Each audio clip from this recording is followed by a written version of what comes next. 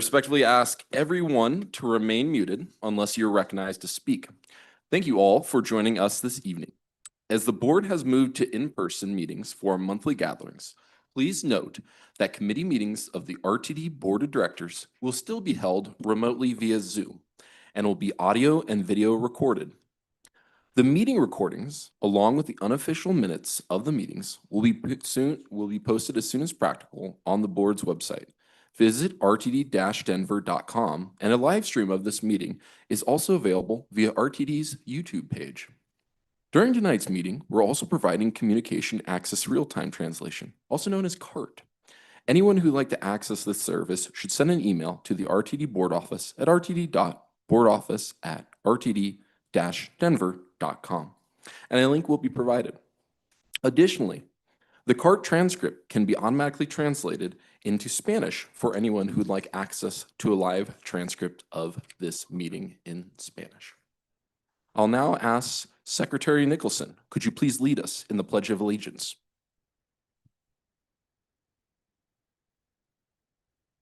I pledge allegiance to the flag of the United States of America and to the republic for which it stands, one nation, under God, indivisible, with liberty and justice for all. Thank you, Secretary. I will now read the land acknowledgement. The RTD Board of Directors acknowledges the land on which our buses and trains operate is the traditional territory of the Ute, Cheyenne, Arapaho, and other contemporary tribal nations that are historically tied to these lands. We honor our indigenous elders who have traveled, inhabited, and stewarded these mountains, hills, and plains throughout generations. May this acknowledgement demonstrate a commitment to working to dismantle the ongoing legacies of inequity of the Native and all historically oppressed peoples, and recognize their current and future contributions in the district as we move forward. I'll now call the roll. Treasurer Banker. Present. Director Busick. Here. Director Catlin. Here. Director Chandler is an excused absence. Director Geisinger. Here. Director Guchenritter. Here. Director Guzman. Here. Director Harwick. Here. Director Larson. Here. Secretary Nicholson. I'm here. First Vice Chair O'Keefe. Here. Director Pagliari. Present. Director Ruscio. Director Ruscio. Chair McKay, they're not on the Zoom. Okay, thank you. And Second Vice Chair Whitmore. I'm here. Awesome. We have 13 present, 2 absent. Pardon me. Moving on to our retiree awards. There are no retiree awards for this evening. Second quarter retiree awards will be announced at the June 24th Board of Directors meeting. Next is our public participation period, which is open to anyone who would like to address the board. As we have both in-person and remote attendees, in-person comments will go first, followed by those who are participating remotely. For those attending in person, please come up to the podium when your name is called. If you have not already signed up to speak and like to do so, please approach the podium when I call for any additional speakers. For those attending virtually, if you wish to speak and have not already done so, please raise your virtual hand or press star 9 on your phone. Staff will unmute you when it is your turn to speak. If you're dialed in, press star 6 to toggle your mute settings. Please bear in mind that by participating in this process, you are being recorded. If you do not wish to be recorded, then your comments will have to be submitted via writing. If any speaker has documentation or reference materials for the board, or if any member of the public would like to submit written comments, please email those materials to the board office at rtd.directors@rtd-denver.com. During this time, the board will not offer any direct comments or responses. However, if you'd like to be contacted regarding your public comment, please email the RTD board office at rtd.directors@rtd-denver.com. Speakers should begin their remarks by stating their names and will have up to 3 minutes to provide their comments. Our first speaker tonight will be Joan Beck, Longmont Mayor.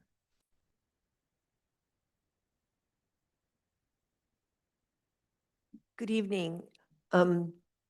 Chair Bouquet and Director Johnson and Board, thank you so much for letting me address you tonight.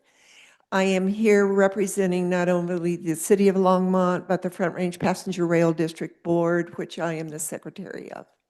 I want you to know right off the bat that the board has as many questions about this new draft of IGA that you do.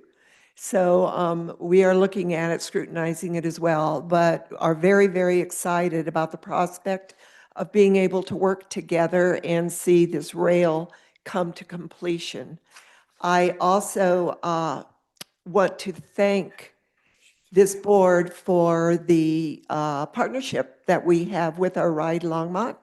We have exceeded 27,000 rides since December, which far outpaced the parent company of VIA in Seattle. So we're really proud of that, and that is directly because of the partnership we are doing with you. So thank you very much. I am also going to ask for the LX1 to be restored. I get a little frustrated when you use ridership as a reason for not restoring that, because Mustang now, which is at the Firestone hub, is packed. Those buses are packed, and that ridership should belong to RTD. And it makes me sad that that bus was cut, and our people now aren't interested that much in RTD because Mustang is taking care of it and getting our money. I also want to let you know that I'm switching hats here from the FRPR board as well as City of Longmont. I want to you to know that I am very excited about this rail for many reasons. First of all, it's an economic driver, and it is a huge project that I think that we should take pride in together. And to think about, I know the cost is huge on both sides, but when we first heard about the cost of the Northwest Corridor in about 2017, it was $1.2 or $1.4 billion. And now BNSF's value to you, to RTD, is $650 million.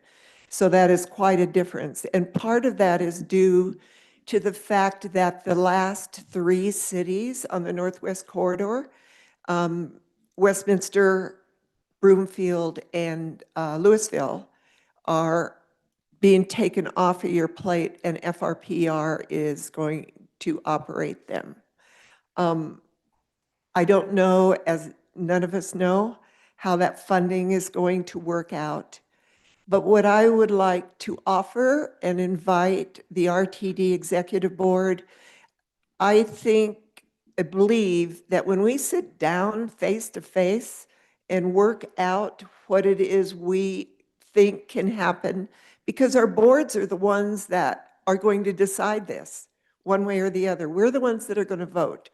So if you would think about the executive committee and the executive board or committee of FRPR and RTD sitting down together and just diving into this IGA and trying to figure out what can we vote for, what will really work for both of us, both districts. For me, that would be better in being able to see people face to face, emotions, talking, and just working through it. Because I never like going through third parties telling us what we should or shouldn't be doing. But I understand that the joint service is probably going to happen. How do we want it to happen? And it is our boards that will decide that in the end. So thank you very much, and let's just keep rolling along. Thank you, Mayor Peck. Next up, we have Dr. Kay Bauman.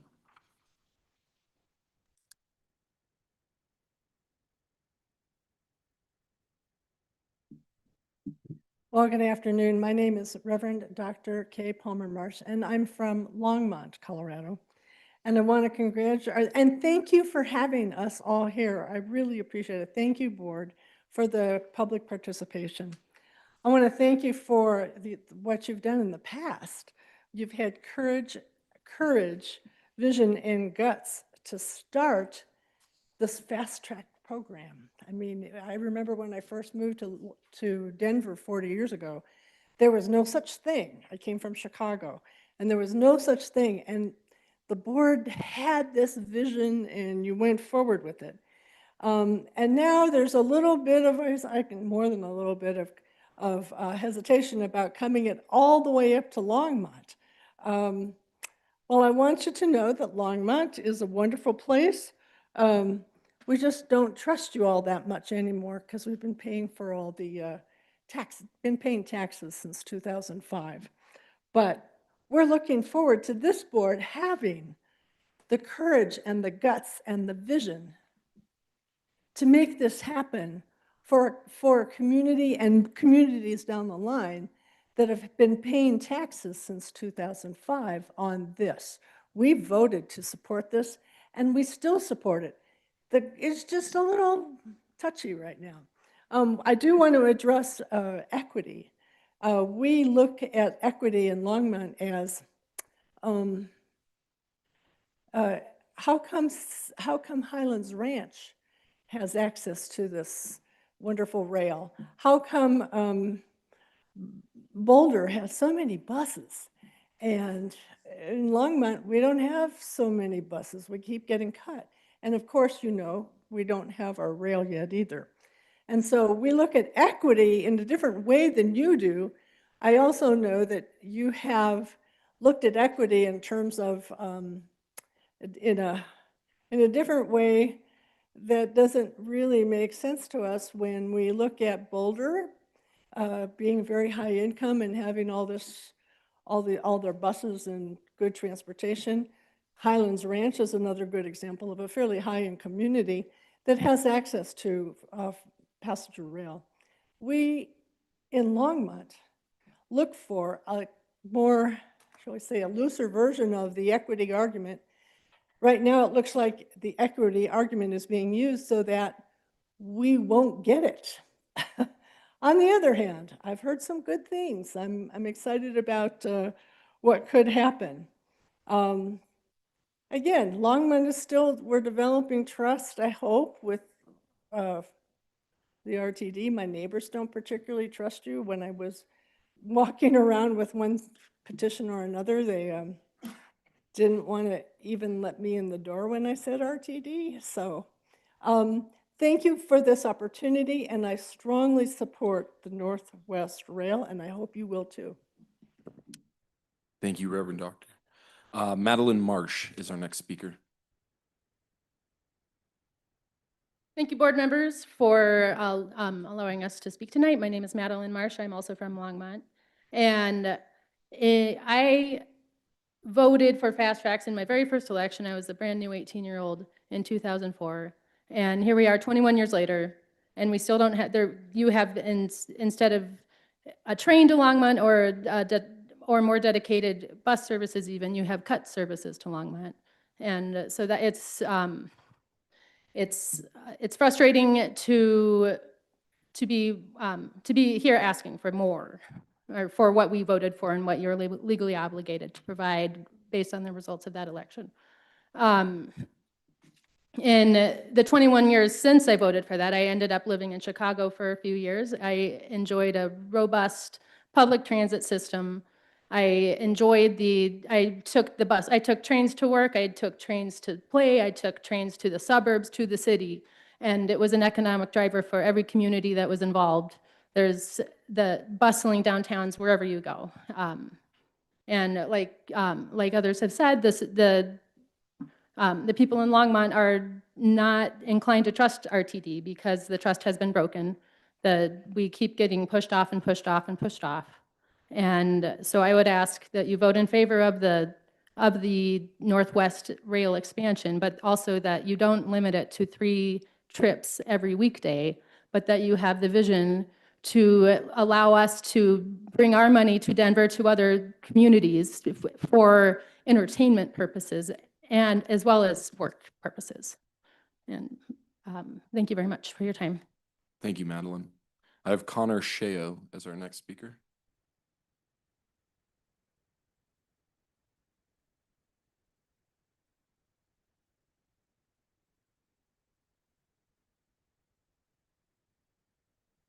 Good evening, Board.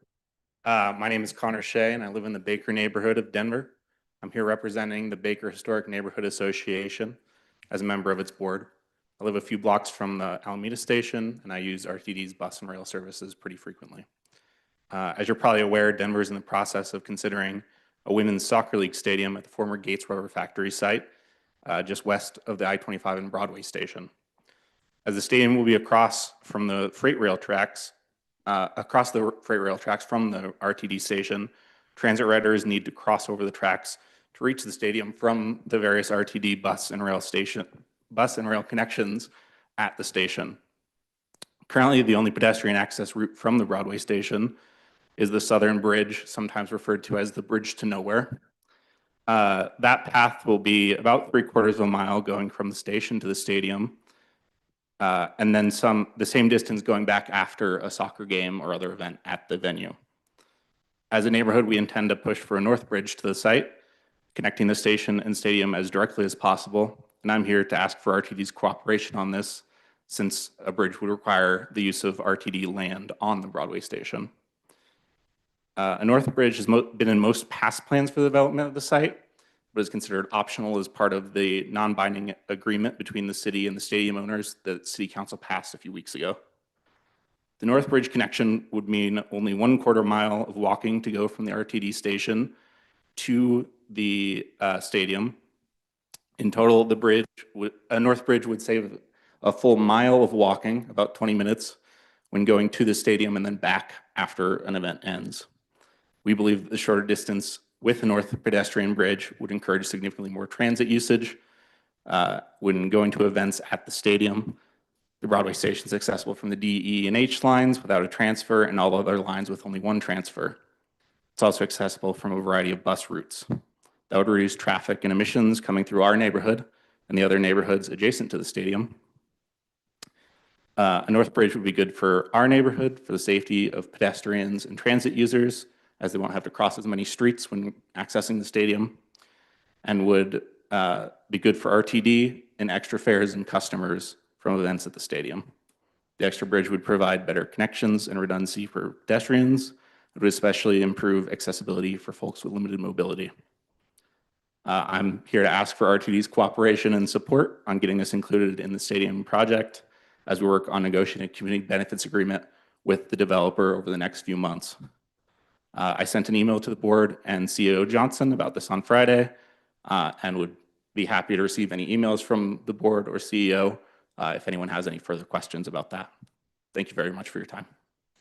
Thank you for your comments, sir. I will now move to online participants. Mr. Kroll, has anyone have their virtual hand raised? Yes, at this time, we have a number of folks with their hands raised. The first is former RTD Director Claudia Folska.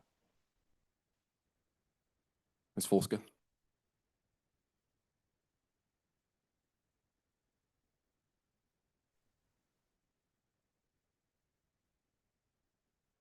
So Ms. Folska, it looks like you briefly came off mute and then went right back on. Okay, Are now we- you are unmuted. Woo! This is a huge achievement, guys. Oh, God. I was so thrilled to hear the earlier special session, and kudos to all of you, especially General Manager, CEO Deborah Johnson. What a great accomplishment. Lisa Kaufman, Diane, and now I'm forgetting her last name, but I mean, everybody was really amazing. I would ask the chair to afford me a little bit more time, as it's customary for former directors to be granted additional time, as they have institutional knowledge to share and inform the board.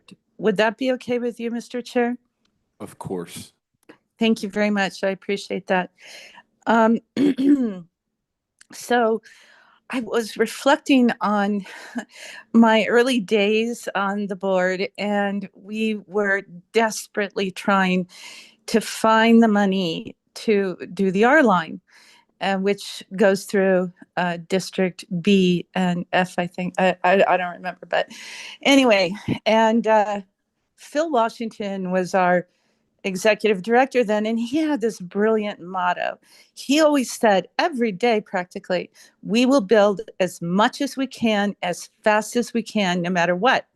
But when it came time to find the money for the R line, he would pick up any nickel under any rock, and you can ask him that. And those are his words. And he opened up a meeting, a luncheon for all business leaders, small and large, to figure out this is what we have to work with. How can we do it? And it took a series of IGAs to get this thing done, lots of them. So we're on the way, we're moving along, everything is great. And then Bruce Benson, who is the president of the University of Colorado, comes over to the board and says, hey, no. We need you to change the alignment of the R line and take it off of Montview Boulevard, right through Anschutz Medical Center campus. Now, you can imagine, we're like, what? How is this? I mean, this was a huge shock blow to all of us. And what were we going to do? Well, you know what that means? It requires 10 votes, a super majority. And guess what? Those folks in Longmont in the north, they weren't having it.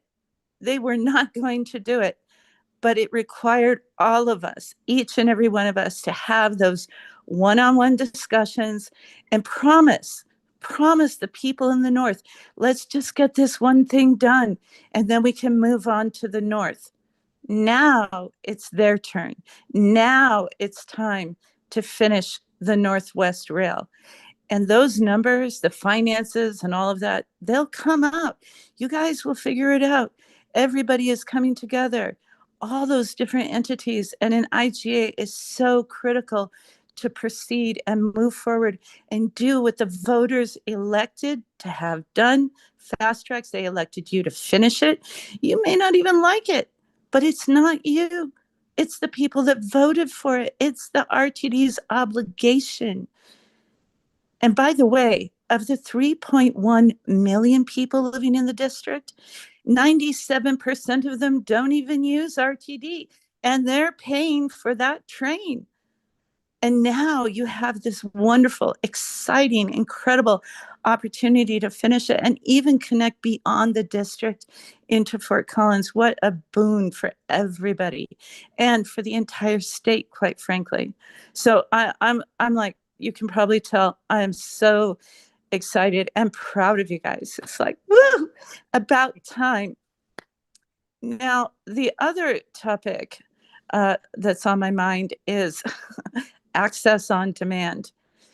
Your annual operating budget is $1.32 billion. And if you're thinking about equity and 20% of the population, roughly, a little more, a little less, are people with disabilities, then 20% of that operating budget is closer to $264 million. And access on demand isn't anywhere close to that. I don't think either one of these recommendations to the board makes sense at all. And I would encourage you to look at it again. I mean, the numbers keep changing, by the way, for the subsidies. $16 to now $22 for access on demand. Now it's $100 for access a ride. And why not think, like, Einstein said, you can get from point A to B with logic, but you can get everywhere with your imagination. What if you applied the access on demand model to Access-a-Ride using those vehicles? You could start with a little pilot and see how it worked. You could even use it to pick up other people. There's no prohibition from other people using those paratransit vehicles. And most of the time, they're sitting in a parking lot with a driver sleeping. So, of course, I haven't seen that, but, I've been Former told. Director Folska, if you could wrap up your comments, you're about double the time right now. Okay, I appreciate it. Appreciate you. Thank you. I think that's it. So I would encourage you, sign the IGA, go forward with that, vote yes on it, and ask staff to go back and start using their imagination for better access on demand for everybody. Thank you very much for your time. Thank you, former Director Folska. Mr. Kroll, our next participant. Yes, next we have former Director Doug Tisdale. Former Director Tisdale, you're recognized. Thank you very much. I appreciate the opportunity to visit with you this evening. I am Doug Tisdale, former director for District H.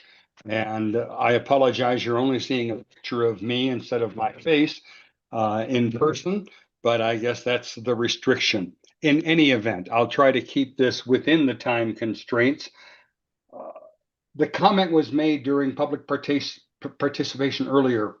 Highlands Ranch has access to rail. At the risk of being struck by lightning for contesting the testimony of a reverend, Highlands Ranch does not have access to rail.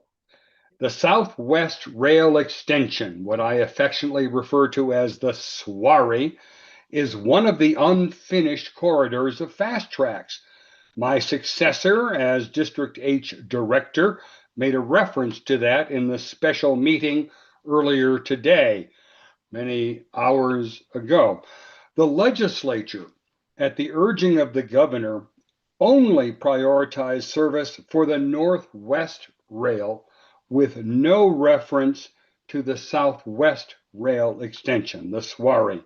I must confess that I must have been an inadequate voice on behalf of the SWARI. I apologize to my former constituents and can only hope that my successor as vice chair of this board will be more impactful. That said, kudos to all of you for proceeding with the steps toward Northwest Rail completion. I can only hope that we find the political will, the political courage to address the SWARI with the same kind of passion. Thank you very much, Mr. Chairman. Thank you, former Director Tisdale. Mr. Kroll, our next speaker. Yes, next we have Maitri Lazaroff. Hello, I'm Maitri Lazaroff, and I am not here to talk about Northwest Rail. I am an RTD writer, and I was formerly a regular writer of the ELI. And the reason I say former is, like many other writers, I was pushed off the light rail a year ago due to the fact that I could no longer rely on it as reliable transportation. And now that issue that caused me to be pushed off of the train is solved.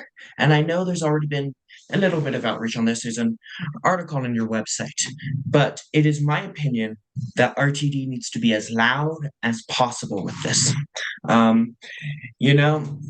It's a sad fact that the majority of people in the metro don't ride transit. And we need to yell to get news like this out because it's hard for it to spread by, with light announcements and word of mouth. We have lost, as of 2024, 21.6% of E-line riders and 31.4% of H-line riders. And not only is that a massive hit to the light rail system, but it bleeds to the rest of the system by people not being able to make those transfers. We saw ridership decreases on all 3 of our rail lines last year. And it's just, directors making Reddit posts just really isn't enough. Would it be could we maybe give 2 weeks of free fares to try and really get eyes back on the system, to try and really make an effort to undo this ridership destruction that we've seen on our light rail and especially on the Southeast Corridor. Thank you. That's my time. Thank you, Maitri. Mr. Kroll, our next speaker. Yes, next we have Richard Bamber. Richard, you're recognized. Good evening, and thank you for the opportunity to speak tonight. I'd like to talk about the Title VI changes which are up for approval tonight. GDT is generally in support of these changes, although a yes vote needs to be carried out against a backdrop that a review of the methodology is needed in the sort of medium term. Currently, RTD's only reliable data source uses census data about what sort of population's demographics live in certain neighborhoods. So we make lots of effort to ensure service outside the front doors of equity populations is sufficiently good, that they're not left behind when service is improved, and they're not unfairly targeted when service has to be cut. However, this approach only assumes equity populations only travel locally within the communities they reside. A good transit network can level up communities and spread wealth across its entire metro area. There's no point in running 15-minute frequency buses past the doorsteps of a low-income or BIPOC community if they then have to transfer onto another bus which runs every 60 minutes and drops you a mile away from that well-paying employer. The current Title VI process fails to consider how a local transit network either succeeds or fails to service equity populations effectively. And it is because it considers the routes basically in silos. And this is why, while we support the Title VI, we support the agency's efforts, we believe that it could be made a much more effective process if new data sources are considered and the methodology is reviewed. Thank you very much for letting me speak tonight. Thank you for your comments, Richard. Our next speaker, Mr. Kroll. Yes, next is Joe Elizabeth Pinto. Joe, you are recognized.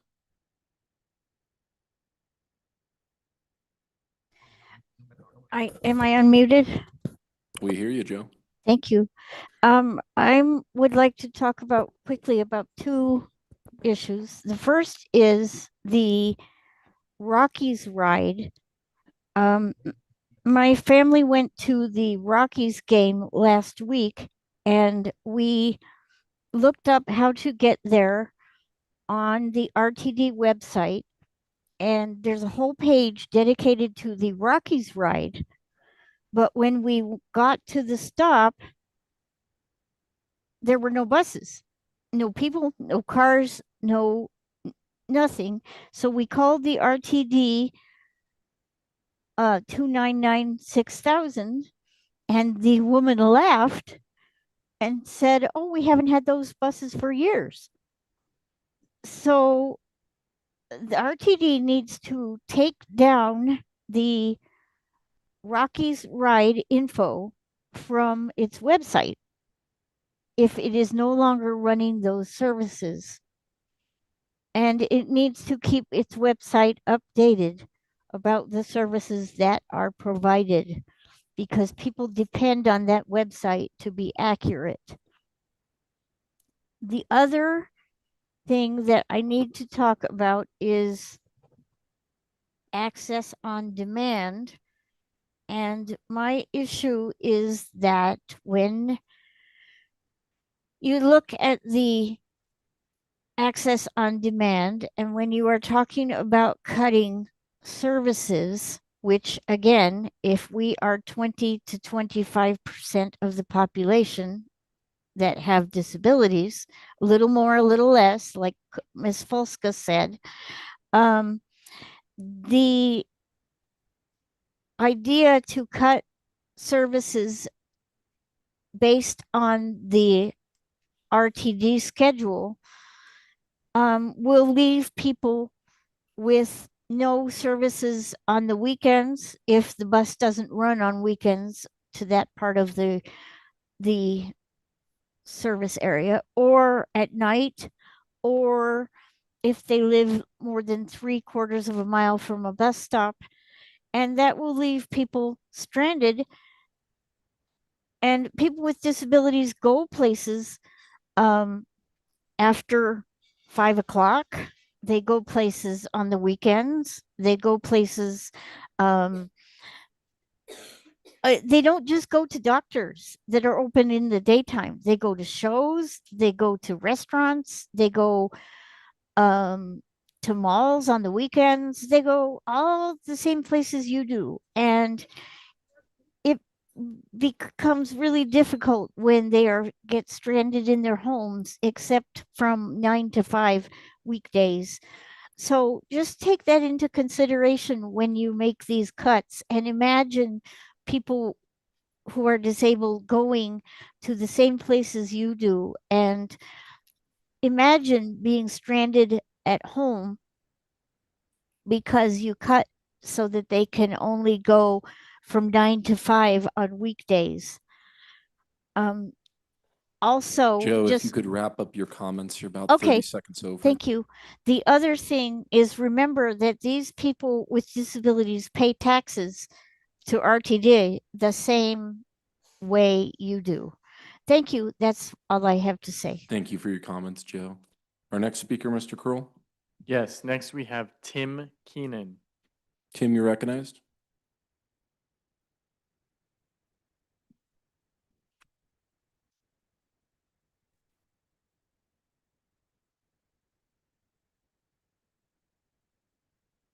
Tim, it looks All like. right, can you hear me Yeah, now?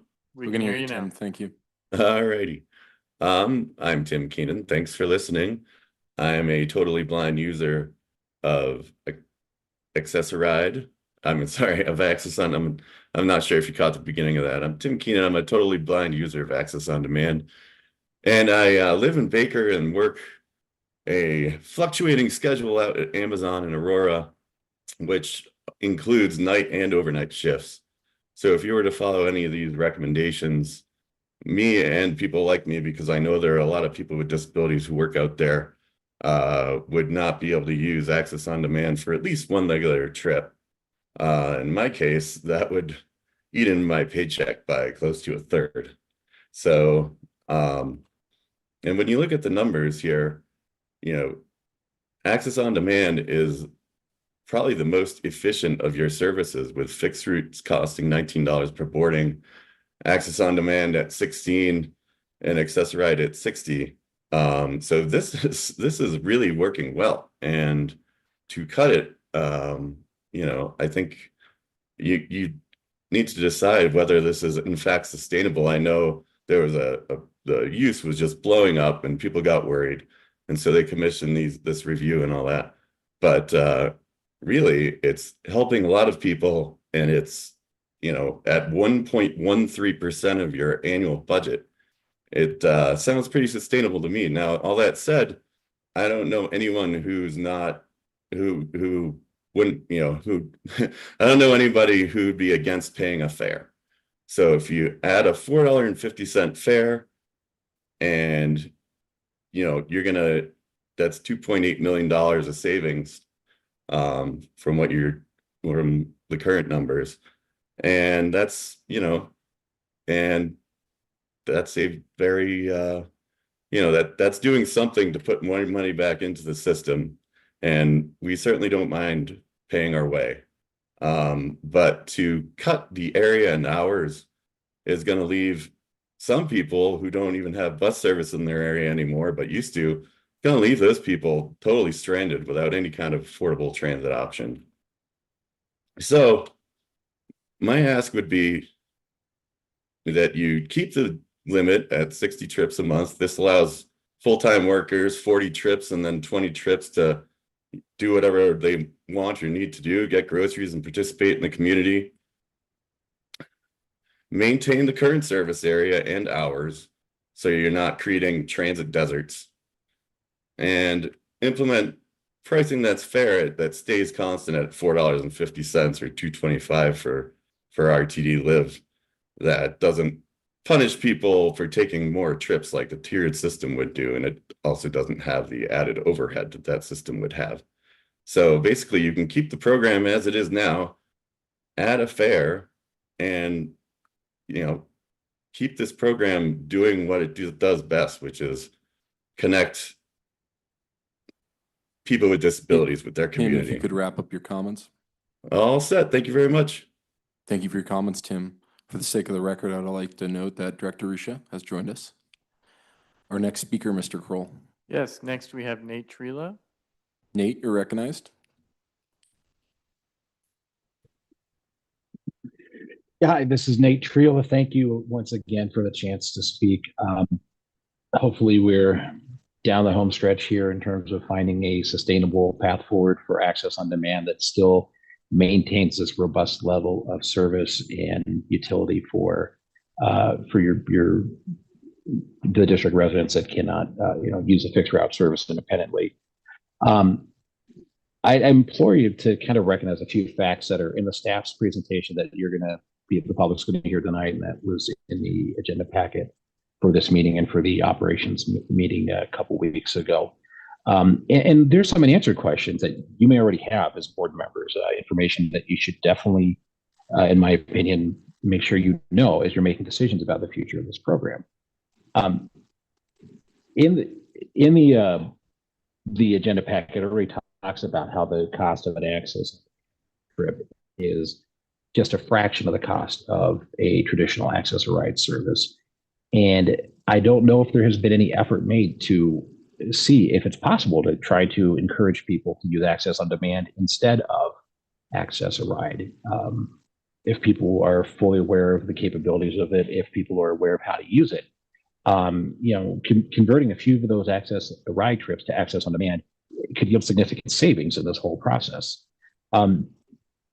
Also, it's worth pointing out that you are more than doubling the number of trips provided to people who cannot use fixed route service with access on demand as opposed to access a ride.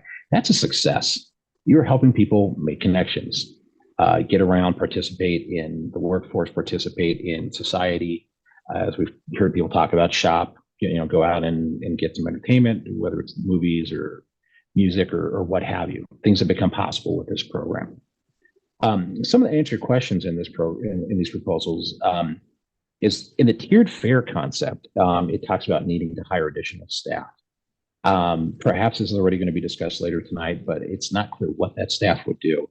And it's hard to fathom what would need to be added to what would need to be handled by added staff that couldn't be automated, couldn't be handled, with a spreadsheet wizard and a knowledge of how to write some stuff in SQL.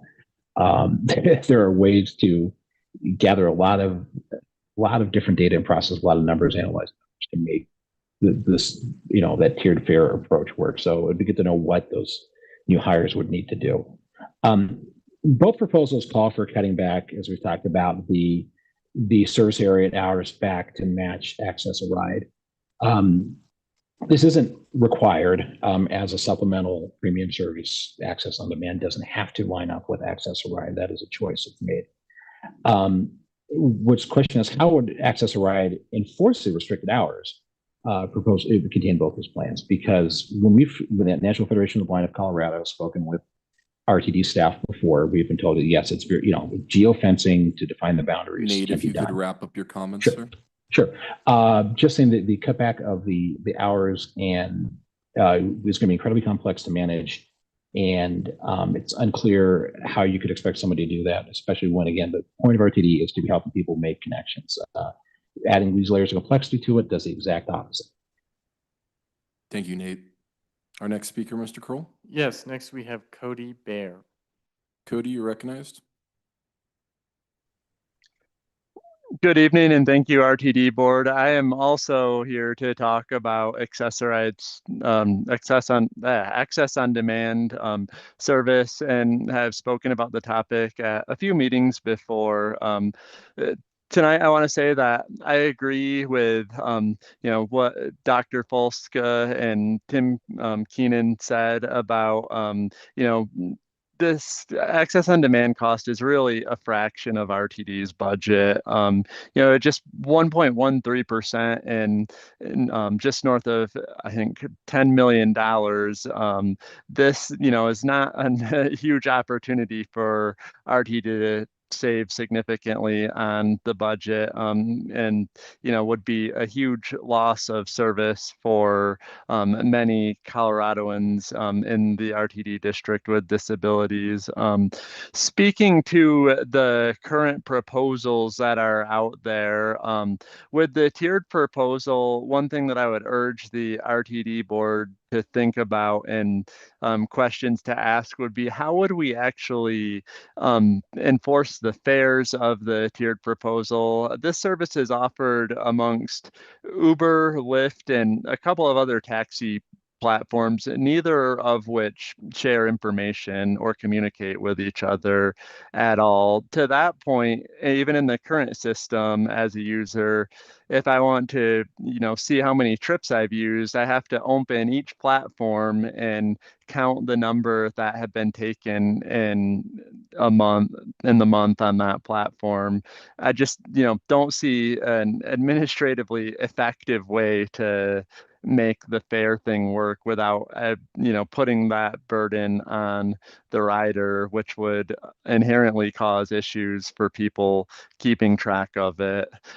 Second, to follow up on Nate's comments about the hours, you look at somebody, who's a full-time employee at Amazon, like Tim and many others who would be affected by this. That's by cutting people's ability to use the service, we're taking tax revenue out of the Colorado economy. I'm not sure that that's something that makes a lot of sense for RTD. And people have built their lives around being able to access this service in its current state, and any reduction and change of the service area or hours is a reduction in service in my mind, and something that I would completely be against.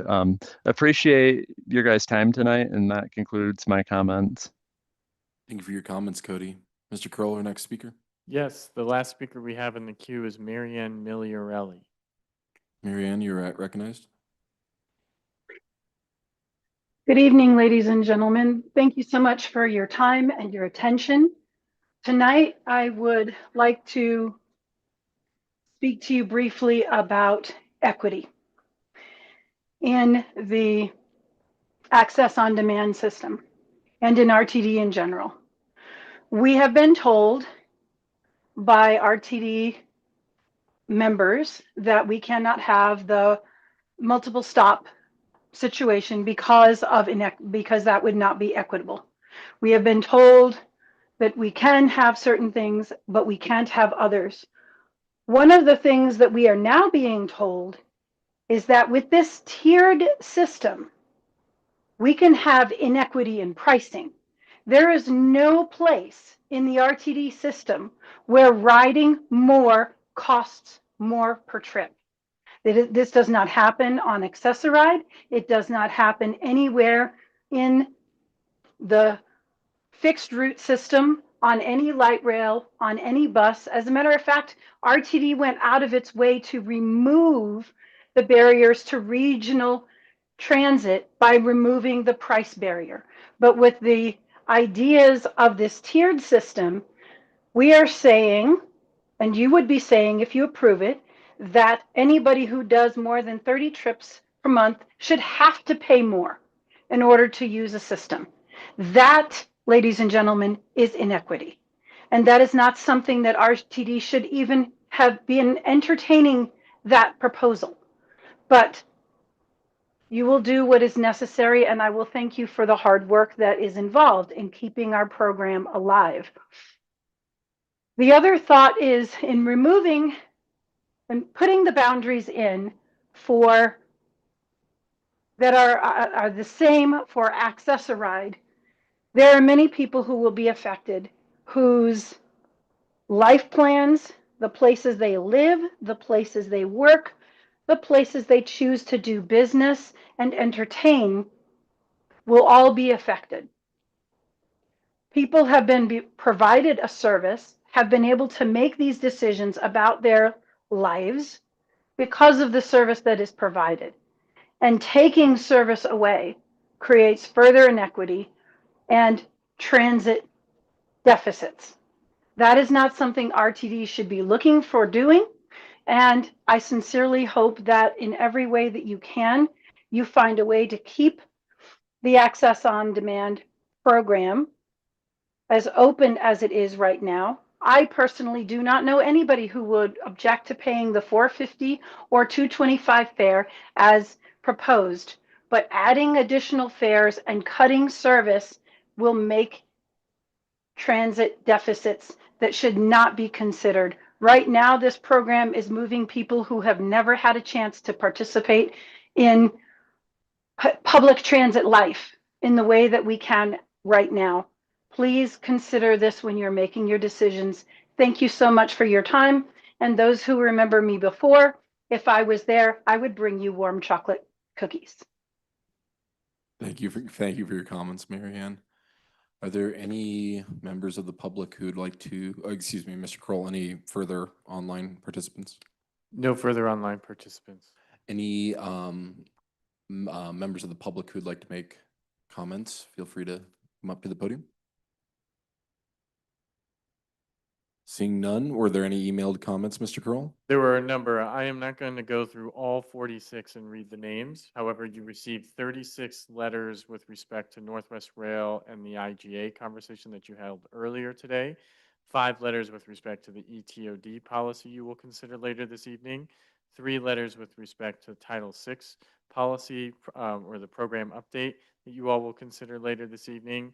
1 regarding the National Women's Soccer League proposed stadium that was discussed earlier here in person, and 1 regarding paratransit AOD program modifications. All will be appended to the transcript of this meeting. And just as a reminder to directors, a majority of these written public comments were submitted to the rtd.directors email group, which you all have access to and can see in real time. Thank you, Mr. Kroll. With no other participants in the queue, we will now close public participation at this time. Moving on to our next item, external entities report. We have no external entity reports this month. Moving on to our next item, discussion items. We have 1 discussion item on the agenda this evening, which is a holdover from last week's Operations Safety and Security Committee meeting. It is the Access on Demand program modifications. I would like to offer the floor to GMCO Deborah Johnson for some opening remarks before introducing Ms. Vallejos. Thank you very much, Mr. Chair. Good afternoon or evening, board members. Deborah Johnson, General Manager and Chief Executive Officer. I am joined by Aaron Vallejos, who serves as the acting assistant or deputy assistant general manager of bus operations.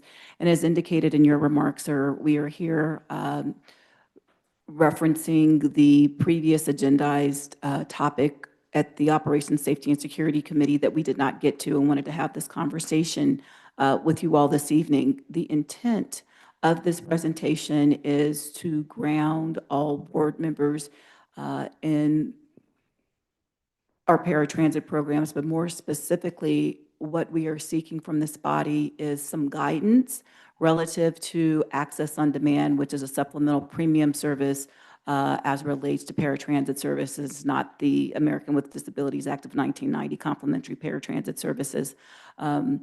And in doing so, this conversation will help us guide our path forward. Specifically, I think what's notable for everybody to understand that the current paratransit contracts that we have for our Access on Demand do sunset at the end of December.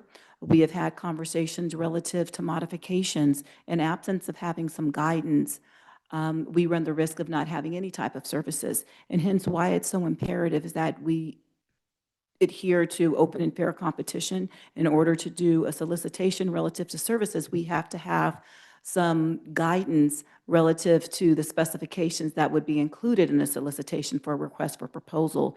So this is not for you to make a decision relative to where we are, but provide guidance, because what we anticipate doing with said guidance and bringing forward these scenarios after meeting with some board members, i.e. Chair Rusha and Director Chandler, that are both on the Operations Safety and Security Committee, is to seek that direction so we can then go out to the customer segments and garner a better understanding. While we've heard comments here, we have taken part in a myriad of different public participation engagements and want to ensure that we are being good fiscal stewards, but also ensuring that we are providing the independence and ability for all aspects of our population to be able to travel and move about to and fro. So with that being said, I will yield the floor to Ms. Vallejos to commence with the presentation. If we could have board office staff pull that up, that would be appreciated. Thank you.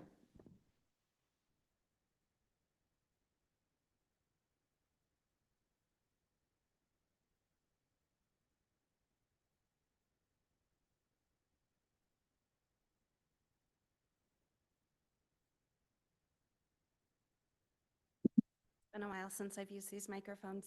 Good evening, everyone. As as GM CEO Johnson said, I'm Erin Vallejos, the Acting Deputy Assistant General Manager for Bus Operations.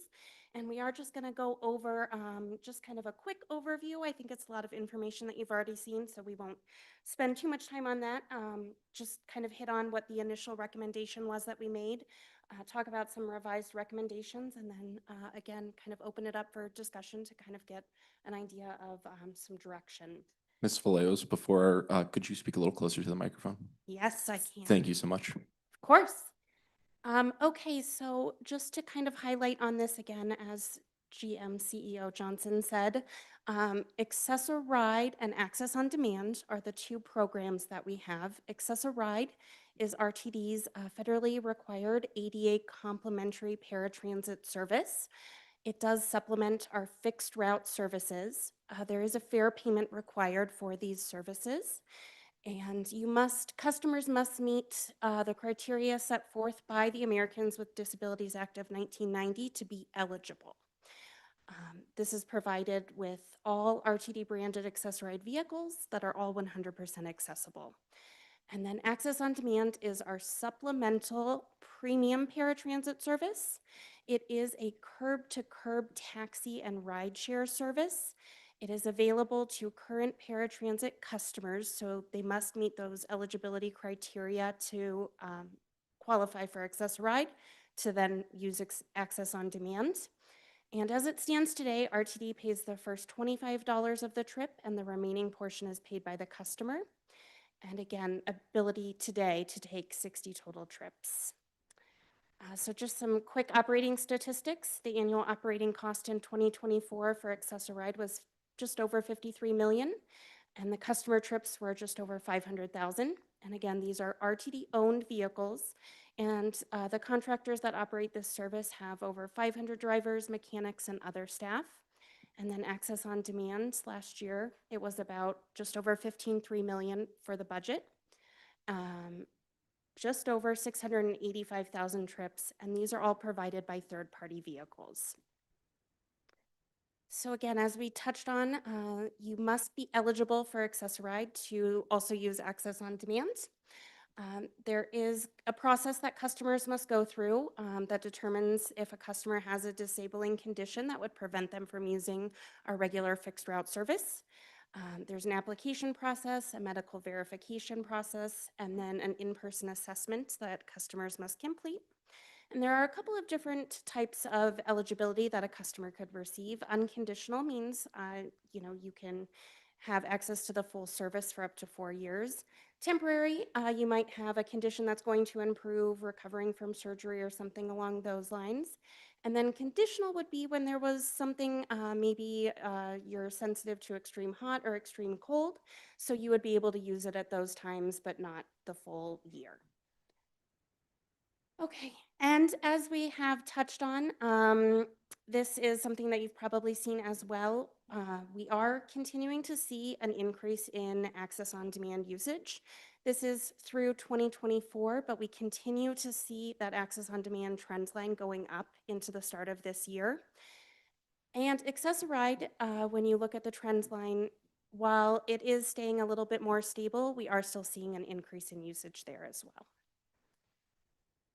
And as we've talked about average monthly trips per customer, the majority of customers are falling into the category of taking up to 50 trips. That is about 90% of the customers when we last did the analysis, and about 10% of the customers, again, fall into that 51 to 60 category.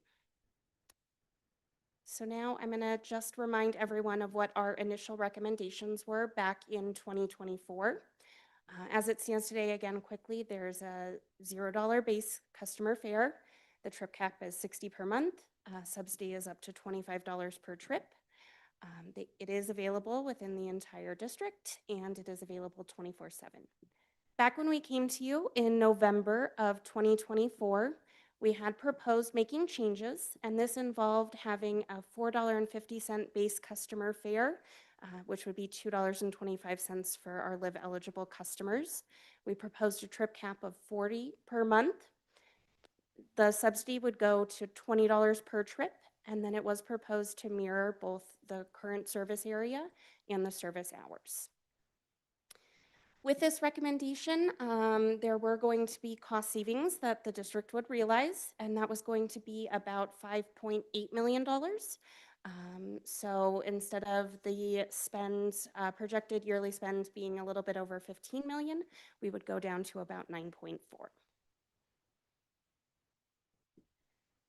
Okay, and as a result of some of the feedback and comments that we've heard, we did put together 2 additional revised scenarios. So scenario 1 is what I'm going to touch on first. So this has to do with an increased trip cap approach.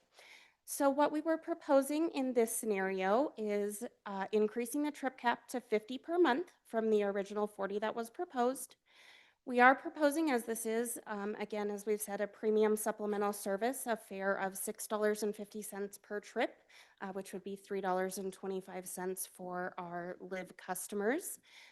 Then the remainder of the proposal does remain the same. We were still proposing a subsidy per trip of $20, and we are proposing mirroring the current service area and service hours as that of our accessoride program.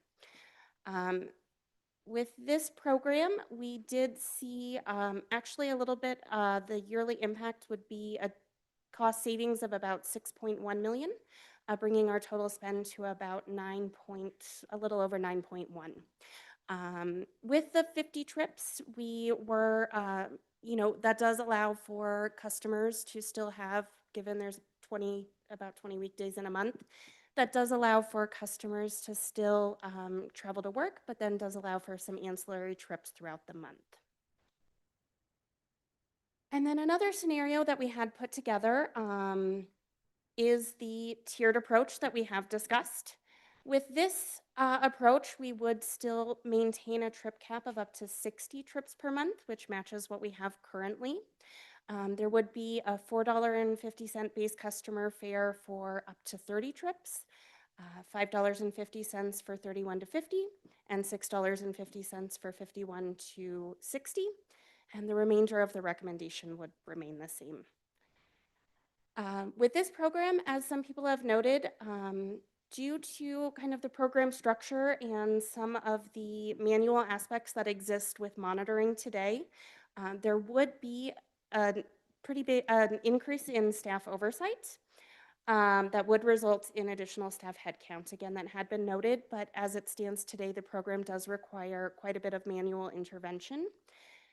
There is also, as someone mentioned, the customers would need to be keeping a little bit closer track of their trips, and that could lead to confusion. It is something, a customer would have to be regularly thinking, all right, where am I at for the month? Have I hit that 30 trips so they know what to expect for their costs? With this program, we would see some reductions of just over $5 million, so it is a little bit less than some of the other program or recommendations that we've put forth, and it would bring our projected yearly spend to about $10.28 million a year.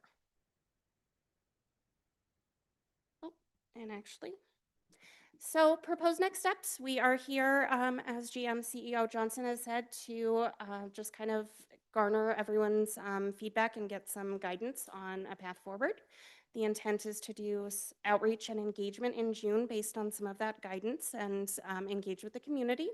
We would be coming back for board consideration in July with an actual recommended action to the committee, and then provided the committee advanced it at the board meeting. And we would begin implementation in August with full implementation in October. And with that, I will open it up. Perfect.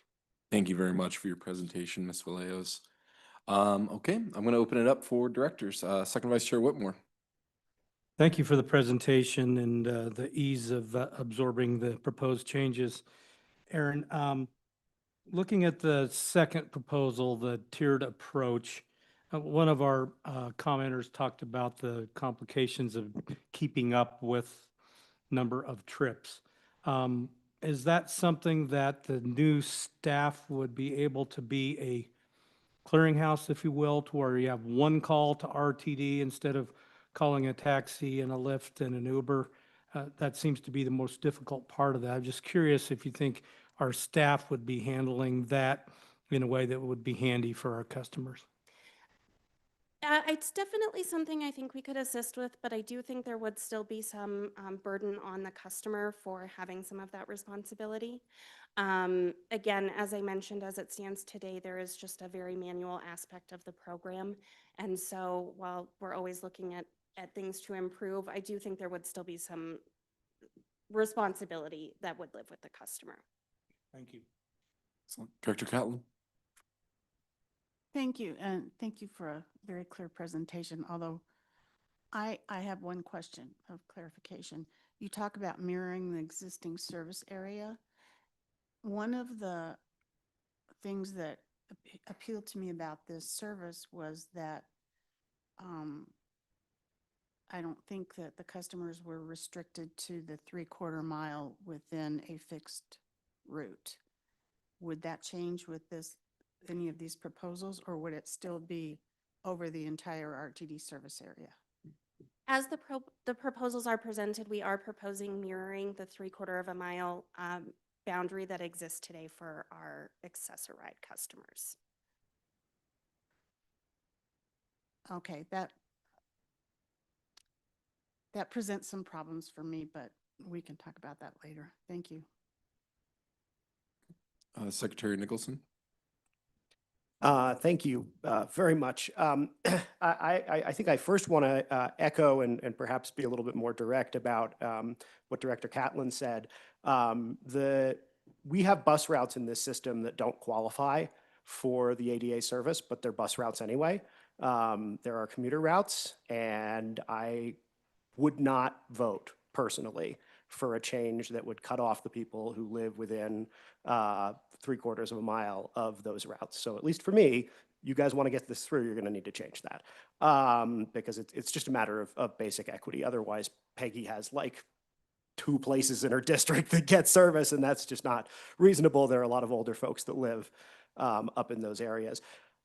I think the second issue that I have with what's being proposed is that the needs of, we'll not call it rural, but mountainous Jefferson County, when it comes to AOD, are very different than the needs of central Denver.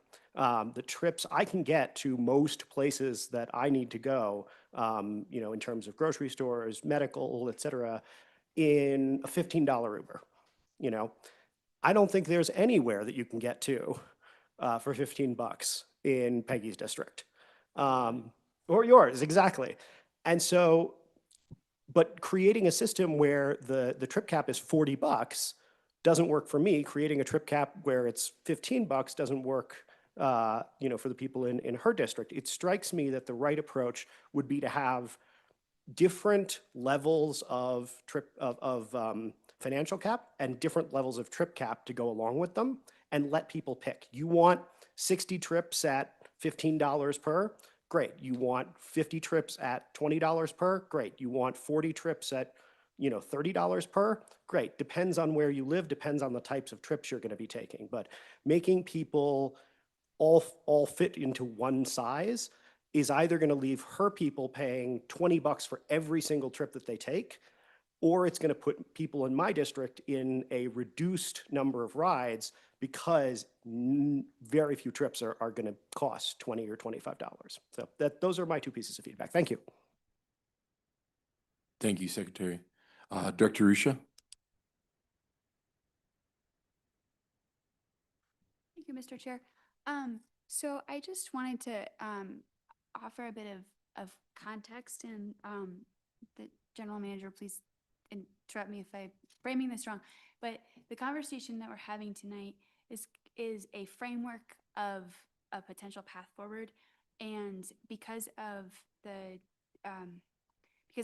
OSS meeting went so long, we weren't able to get to through the discussion, and that also I think impacted our ability to have some interim discussion. So I just want folks to, keep an open mind to what staff is saying and definitely share that feedback because we're on a timeline, but also just recognize that and please, if I'm saying this wrong, interrupt, but what is being presented is a concept framework.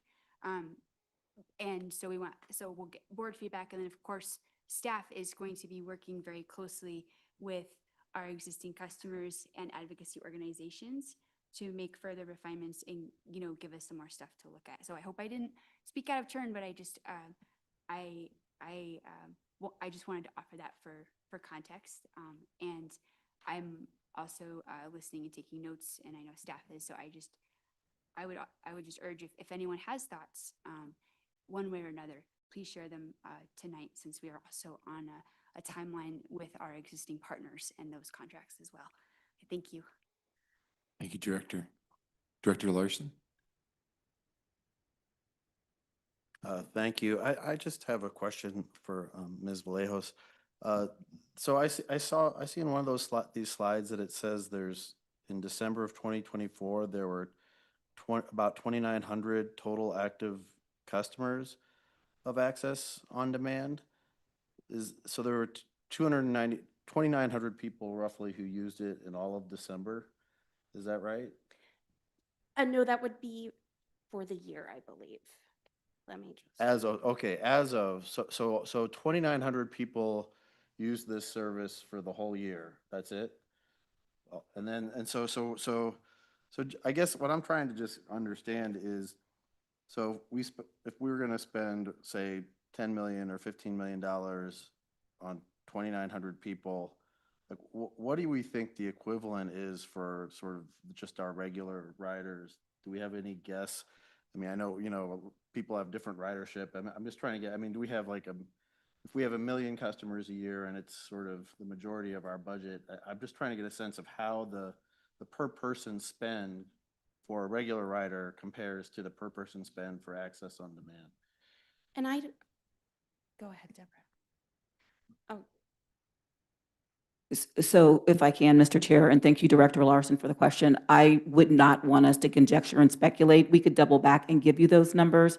As we talk about, you use the term regular rider, you're talking about those that are using fixed route service. I just want to be clear and intentional with the language we're using going forward. So we need to assess that because it's a different level of service, because with fixed route bus, we're not providing curb to curb service. And so we can double back and share that information with the board. But I think it wouldn't be fruitful for us to guesstimate because this is critically important. But as we come back and we have some guidance, we could provide that detailed information, if you will. Thank you. Thank you. Any other directors' comments? Yeah, Director Guzman. So I am concerned with the aligning with the ADA for the service area.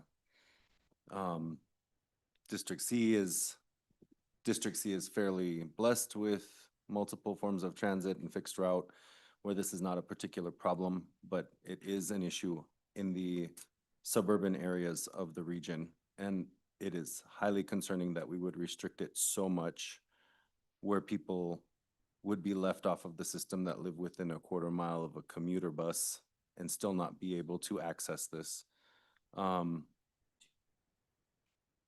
I also think that as we proceed into the future after the demographer's presentation to the Finance and Planning Committee, a big concern will be our aging population in the region.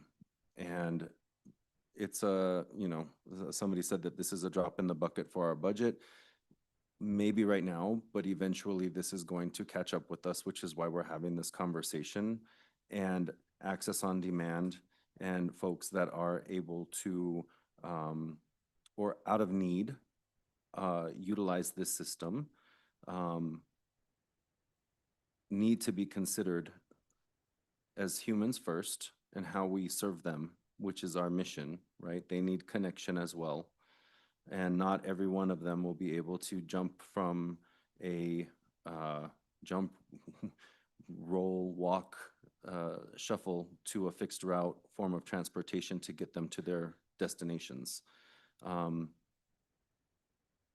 have a question about the time on this, right?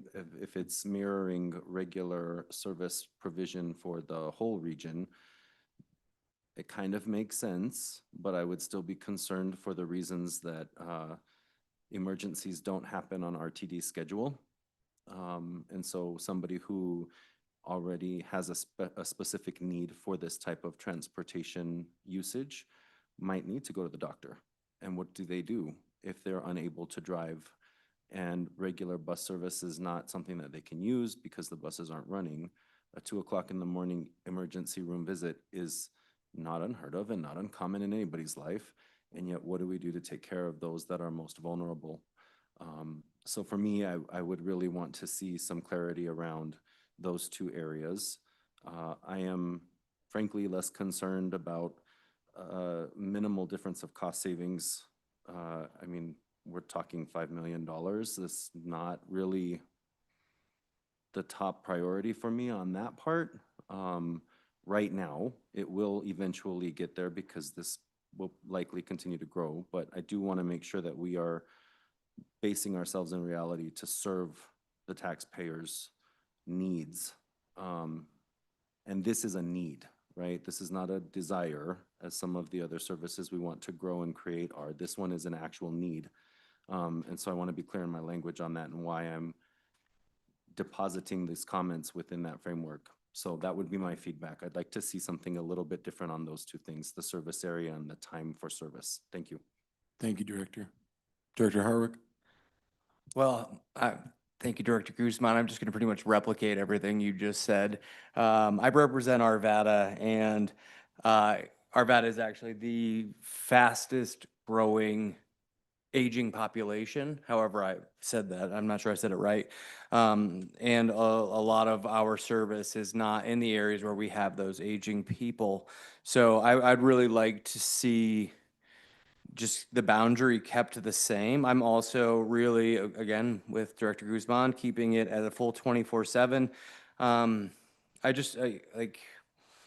I have a friend in a wheelchair, and I just think about her trying, like if she didn't live where she lived, if she lived where I live, she would have such a difficult time getting, around her community. And I won't just, especially like if the service is outside of that time period, it's just precluding her life. And I know we don't all have the same abilities when we're riding the bus, but for a person with disability that's blind or in a wheelchair, I think that we can sort of extend them the grace that they deserve.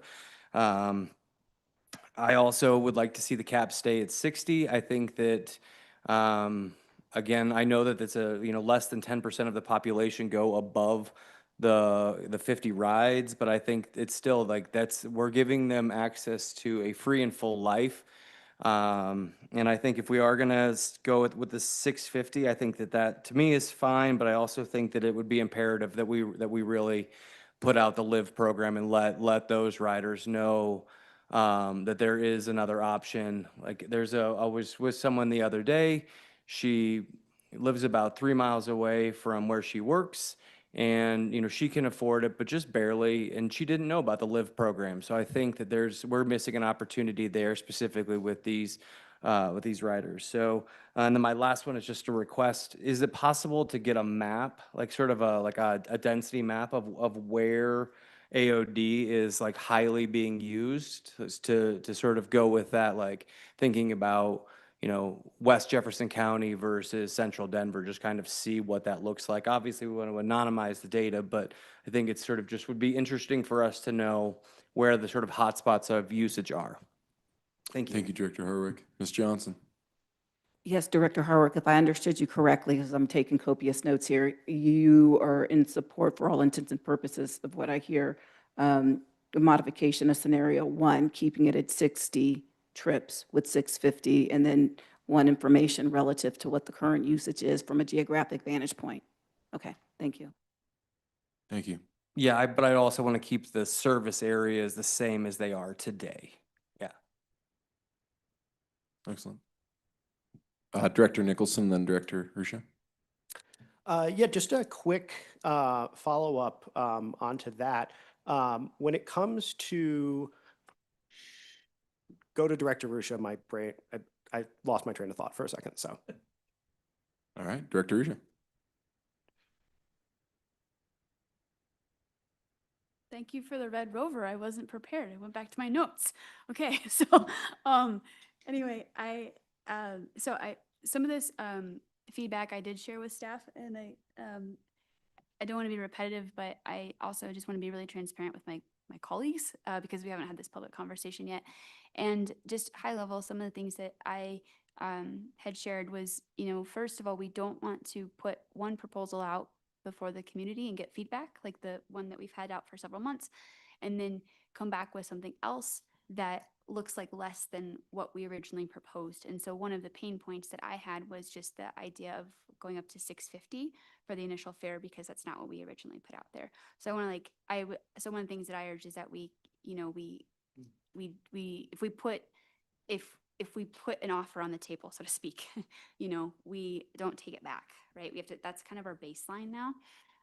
And another piece of feedback I had is that where something is not, for every change we make, which essentially results in a reduction of a service of some kind, or an increase in price, we really have to justify that line by line. So for example, if we decide that we are going to strictly align with service hours, then we have to justify it. It doesn't cost us any more money. It's not going to save us a penny if somebody, uses on demand 15 or 20 minutes or an hour before fixed route starts. Likewise, it's not costing us, that I could see, a lot of money, if any, for us to offer service outside of our general service area. I know that was flagged in the peer review. So because this idea has been on the table for so many months, I also want to caution us about the service area idea, because if we restrict this service, that means there are people who currently are using AOD, and they're going to lose it. So so that was just, the kind of like high level, theme that I had in the feedback. And also, going back to the initial affair, we also want to be really careful about what we think is inexpensive, because it's really relative. So for some folks using this service, and they have a fixed income or very limited income, if we even do, $450, which would be parity with Access-a-Ride, and I think I could accept that.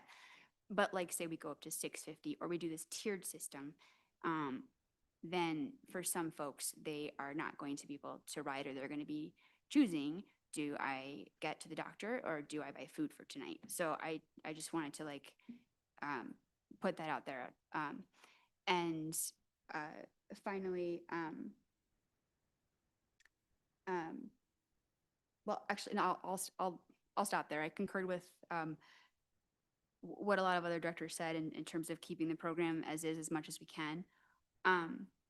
I think that, but I also just want to commend staff, because we are at a much different place than where we were several months ago. This is a totally different conversation. We're talking about really slashing this program, and staff did a lot of work, and we spent several months. We almost voted on this a few months ago, and they listened to us as directors, and they listened to community, because as you know, we've had hundreds of public comments over several months on this. And they said, okay, we can take a timeout, we can reassess, we can get some different data, we can, kind of present a new paradigm. So again, what's before us today is a sketch of ideas. The feedback is good, but I really do want to commend staff for listening and working with us in partnership. So thank you, and thank you. Thank you, Director Rusha. Director Nicholson? Thank you.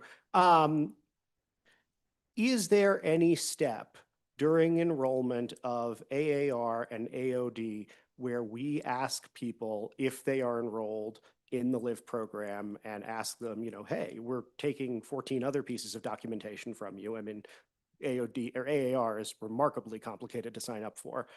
Is there any part of that process where we try to enroll them in the LIVE program as well? And then I have a quick follow-up.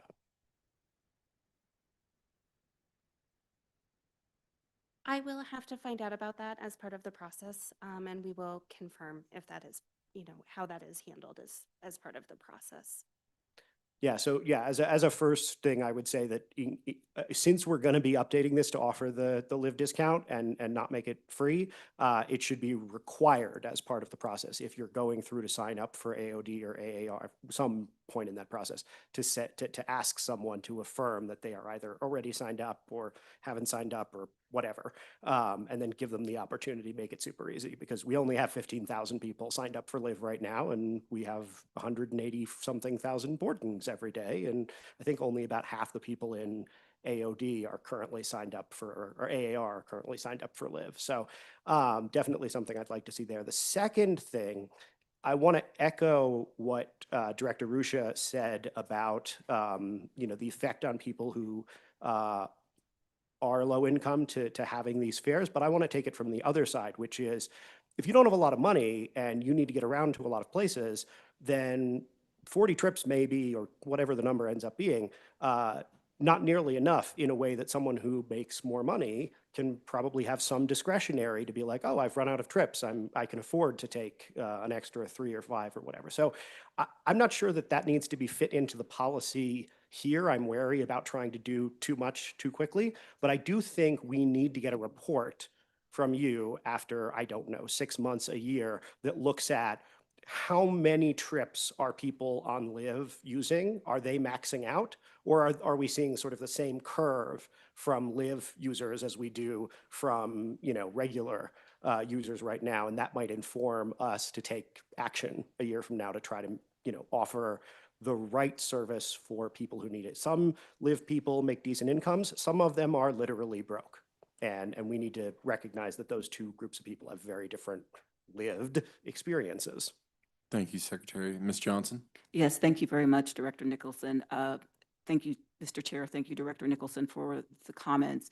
And what I will say in reference to your request, it appeared to be a directive, but I would just offer this up to you that once we collectively agree upon the path forward and this board acts, we can then assess what might be most prudent, because at this point in time, we don't know what we don't know. And relative to what you just asked, I can't commit to that without knowing what we intend to do. So I just had to say that for the record, because it seemed as if Ms. Vallejos was giving direction, and I don't think that's appropriate at this juncture. Thank you. Ms. Director Larson? Thank you.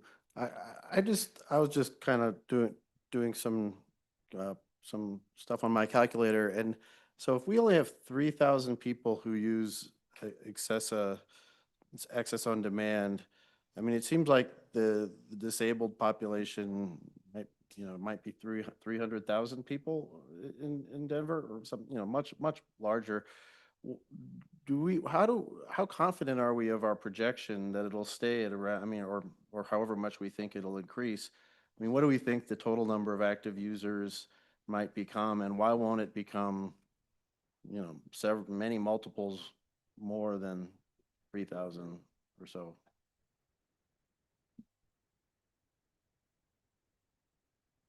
First, if I may, just for everyone's edification, you probably have heard this over the course of several months in the public comment discussions.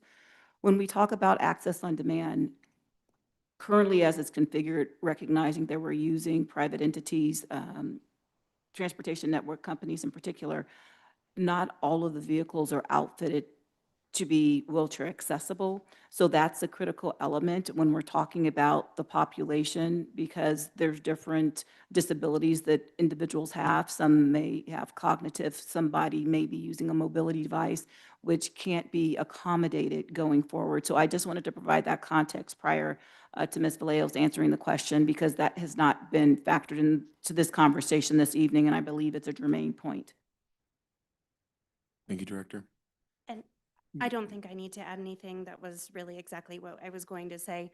Not everyone is able to use the Access on Demand service that is eligible for Access-a-Ride. There is a difference there. But can I just follow up? But I mean, surely many more people than 3,000 in the metro area would be eligible, though. I mean, Well, and again, we have continued to see substantial growth in the number of customers that are beginning to use the service. Again, the trips that we are seeing continue to grow even into this year, so we are seeing quite significant growth still. Thank you. thank you. Thank you. Any further questions, comments? Ms. Johnson and Ms. Vallejos, thank you very much for the presentation. I hope this was helpful feedback for going forward. So thank you. Yes, thank you, Mr. Chair. This was in the sense that we do have some guidance now. We know what we need to do as we do further outreach. So thank you all very much for the opportunity. And when we come back in July with a recommended action, hopefully we can all rally around that, recognizing the public comments that we heard and the direction in which you provided. Thank you. Thank you. Director Guzman? Will that recommended action be going through Operation Safety and Security? Ms. Johnson? Yes, thank you very much, Mr. Chair, and thank you, Director Guzman, for the question. Most definitely, we will go through the committee procedure. The only reason why this didn't happen because it's time sensitive. So thank you. Thank you very much. All right. Well, thank you again, Ms. Vallejos. All right, moving on. Thank you, directors, for the questions and conversations. We're going to be moving to our committee reports. Not to be the time police or anything. We are at 8:31 p.m. and we've been going at this since 3:30. If committee reports could be less than a minute, that'd be greatly appreciated. Audit Committee Chair Busick, what would you like to share? Thank you, Mr. Chair. We did not meet in April or May. Our next meeting is June 12, 2025. That concludes my report. Thank you. Thank you very much. Finance and Planning Committee report, Committee Chair Guzman. Thank you, Mr. Chair. The Finance and Planning Committee met Tuesday, May 13th, discussed a handful of items, received a report from our state demographer, which was really awesome. Directors are reminded to email the board office if you had any follow-up questions or things specific to your sub-district, so we can send that all at once to receive an answer to the whole board. Received an update from Dottie for the East Colfax BRT, and 3 items came out of committee, which will be before us tonight. Just want to thank the committee for all of the hard work. And the next meeting for the Finance and Planning Committee is scheduled for Tuesday, June 10th at 5:30 p.m. Thank you. Thank you, Director. Committee Chair Rusha or Committee Chair Harwick, what would you like to share for OSS? I'll take it, sir. Thank you. So we met remotely on Wednesday, May 14th. We gavelled in at 5:34 p.m. and wrapped up at 9:44 p.m. We had extensive public comments, the most I've ever seen at any OSS meeting. That was great. Come visit us anytime. It's always nice to know that people are listening to our podcast, and by that I mean our YouTube channel. But 2 major items that went on the consent calendar for tonight's meeting is the 2025-2028 Title VI program update, just ensuring that we stay in compliance with federal law, civil rights protections, and meet the needs of our customers, as well as the Allied Universal Security Services contract extension. F&P authorized a budget transfer, which had no financial impact. It was just moving from one department to another. And then we followed that up with a vote to extend that contract for another year with a cost of up to just a little over $22 million. And we did have 4 discussion items, 2 of which were heard. So we had the Vision Zero update from GM CEO Johnson. As you might recall, we passed a Vision Zero resolution last year, and so that planning process is underway. We had a customer communications update. Stuart Summers led an excellent presentation discussing how we handle communications, some tech updates, customer service aspects. It was real-time information and service alerts and things like that. Unfortunately, we did hit our 4-hour mark before we could finish our agenda items. And even though the Nuggets weren't playing, folks wanted to go and we were tired. So we moved the on-demand item to tonight's meeting, which we just heard. And then we'll be hearing paratransit legacy customer protections proposal next month. So for those of you who have been tracking what we're doing with paratransit, I strongly encourage you to come visit us at OSS next month and weigh in so we get your feedback before we come back with something more final. Our next meeting is Wednesday, June 11th at 5:30, same time, same place, online or on the phone. Thank you. Thank you, Committee Chair. Now for Performance, Committee Chair Guzman. Would you like to I'm share? back at it. Thank you, Mr. Chair. Performance Committee met Monday, May 12th, 2025. The committee chair, presented a draft proposal that I had worked on previously with Vice Chair Guchenritter for the 2025 General Manager CEO Performance Assessment form and process that needed to be updated to seek input from the committee and other directors to find a way forward for the rest of the year based on the current 2025 General Manager CEO short-term goals and the respective adjustments made to the scoring points based on our votes in January.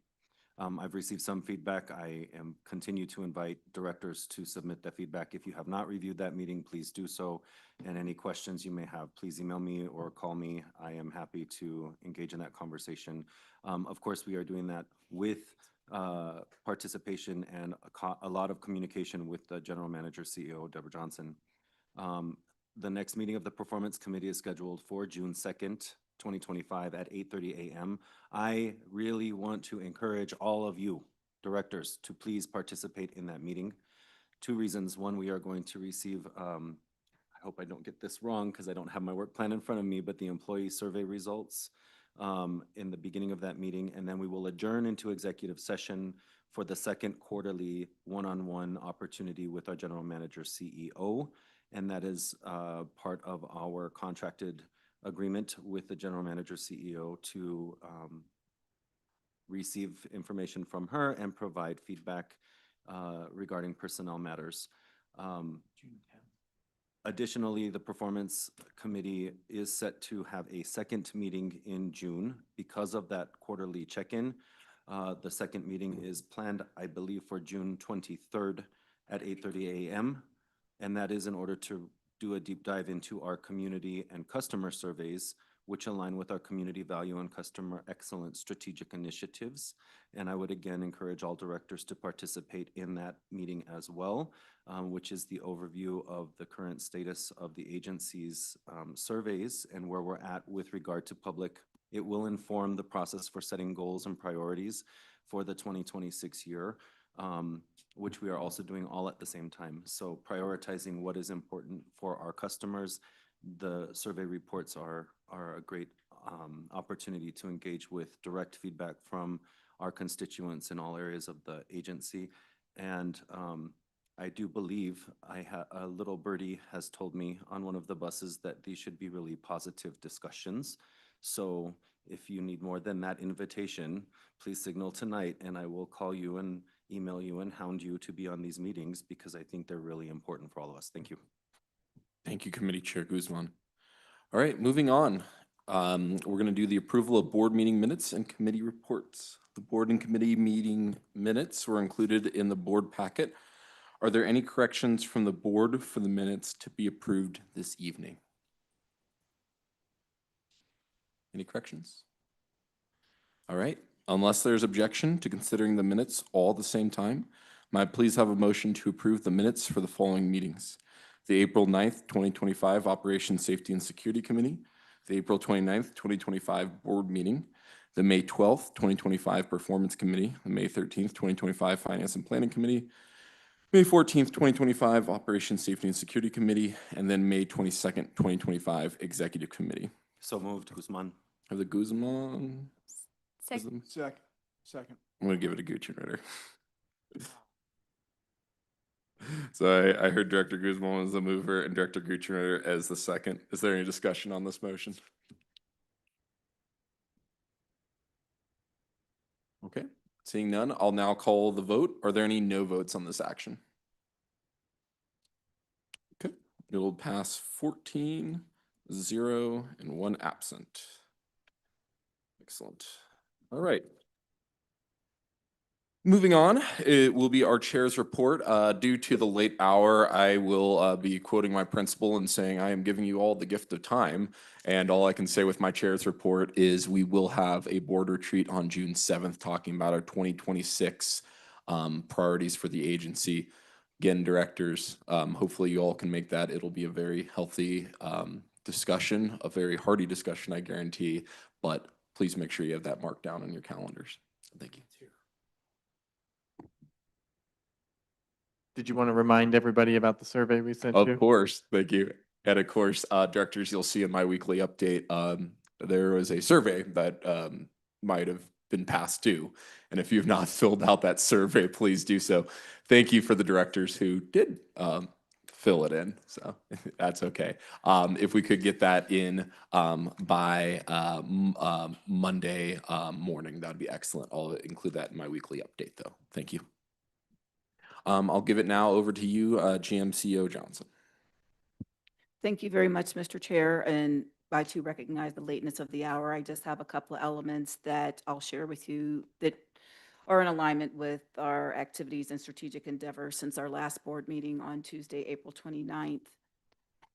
One notable aspect is the legislative conference held by the American Public Transportation Association from May 18th through the 20th.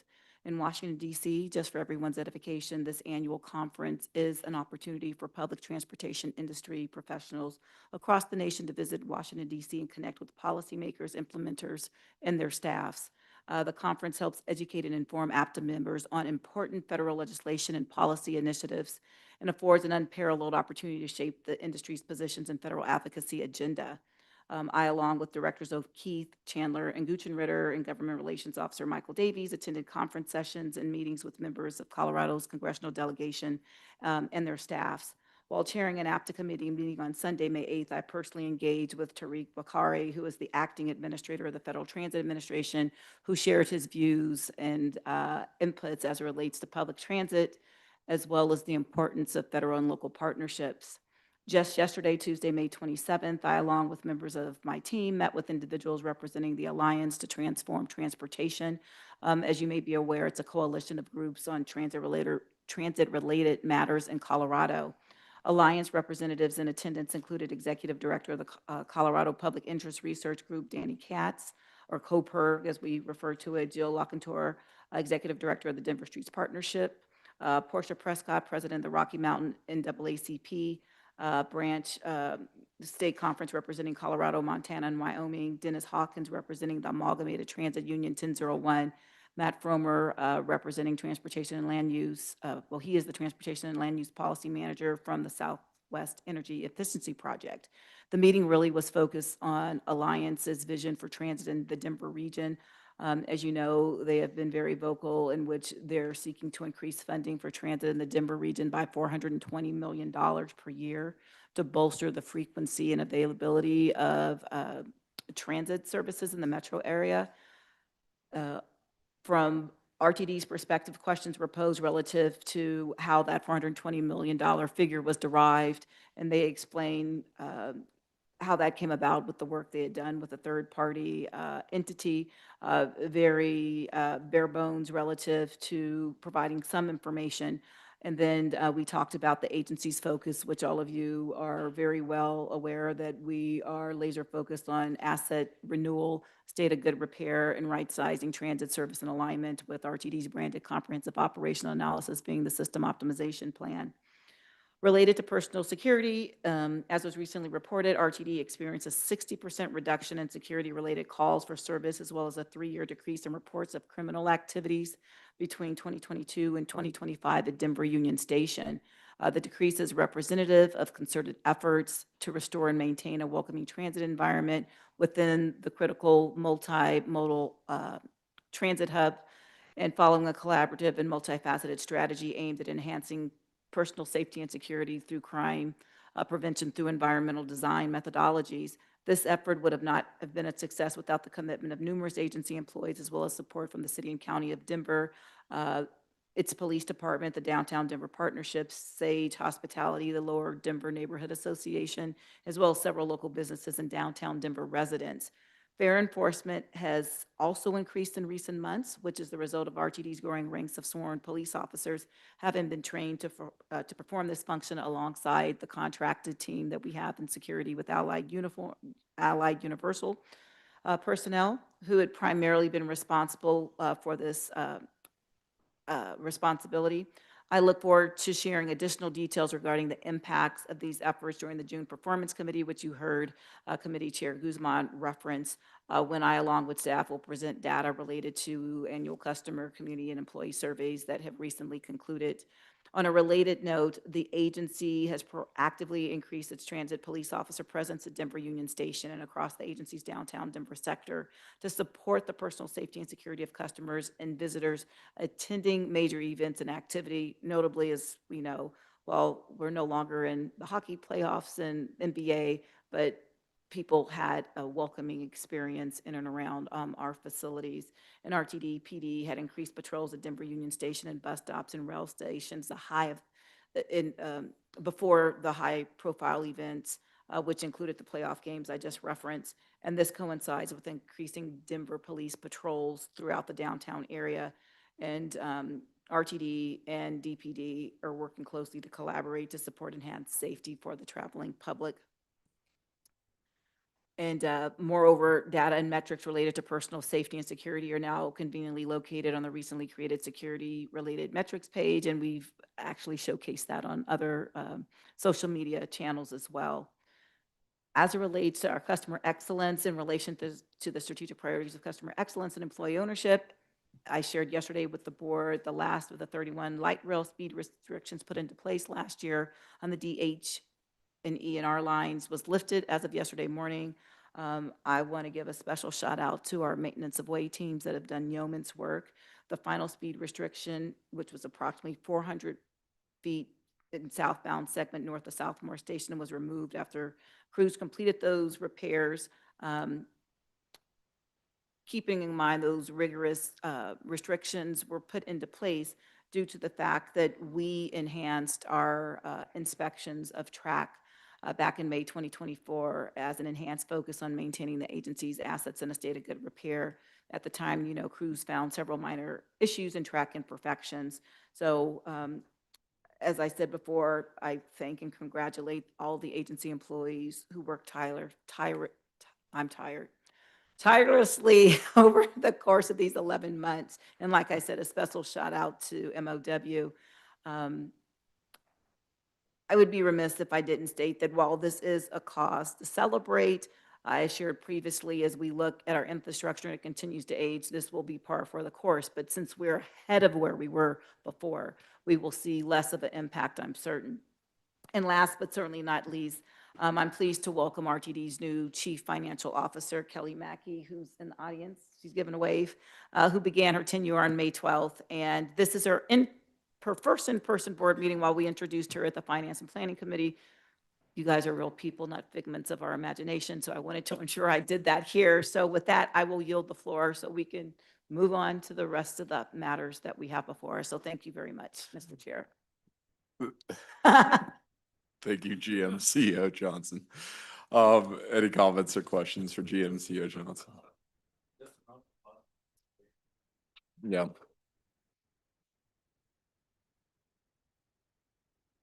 Very exciting. And Kelly, welcome to the team. Thank you. All right, moving on. We're going to move on to unanimous consent. There are 3 items on the unanimous consent agenda listed under Section 16, Actions A through C. Those items are the Security Operations Budget Transfer, the 2025-2028 Title VI Program Update, and the Allied Universal Security Services Contract Extension for 1 year. I do understand that Director Banker would like to offer some amendments to item B, the 2025-2028 Title VI Program Update, and such I will move that to a recommended actions.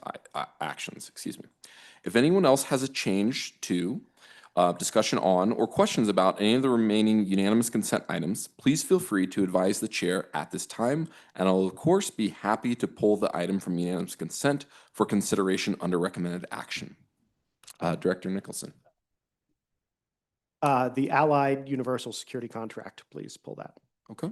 So item B will be removed and placed into recommended action. Excuse me, former item C, as I look in real time here. The Allied Universal Security. So are we okay with security operations budget transfer? I would move to approve the remainder of the unanimous consent agenda. Second. Okay, I have Whitmore and then Rusha as the second. Are there, okay, so this is item A for the board of directors to approve a budget transfer of $3,845,437.10 between operating expenses lines for transit security services. Is there any no votes on that? Okay. Seeing none, that item will pass 14-0-1. All right, now we're moving on to our recommended action items. And we're gonna have first on our list, the Allied Universal Security Services Contract Extension for 1 year. Is there a motion? So moved. Okay, Nicholson? In a second? And Rusha. All right, any discussion? Director Nicholson. Yeah, so I just have a quick question about this one that came from a constituent. How many people do we have working on our security side from Allied, and how many do we have from RTD PD right now? Thank you. Ms. Johnson? Yes, I will yield the floor to Chief Martingano, who can address that question. Thank you. Chief Martingano? I am trying to figure out, oh, there we go, turn to me. Chair, for me? Yes. Yeah, so technically in regards to how many allied personnel, it's an hourly contract. So you'd have to take the amount of the hours and obviously divide it by 40. It roughly equates to the recommended action for next year. I think it's about 9,100 hours. So it roughly equates to about 180 security officers. Right now, we currently have 87 on our staff. In regards to post-certified police officers, we have a couple in training and one in the academy. We should be probably about 90 by the end of next month. Thank you. Secretary? This is for GMCO Johnson. Are there any plans in place, or and please feel free to not answer this if you can't, but I know there's been a drawdown over the last few years in our reliance on Allied security.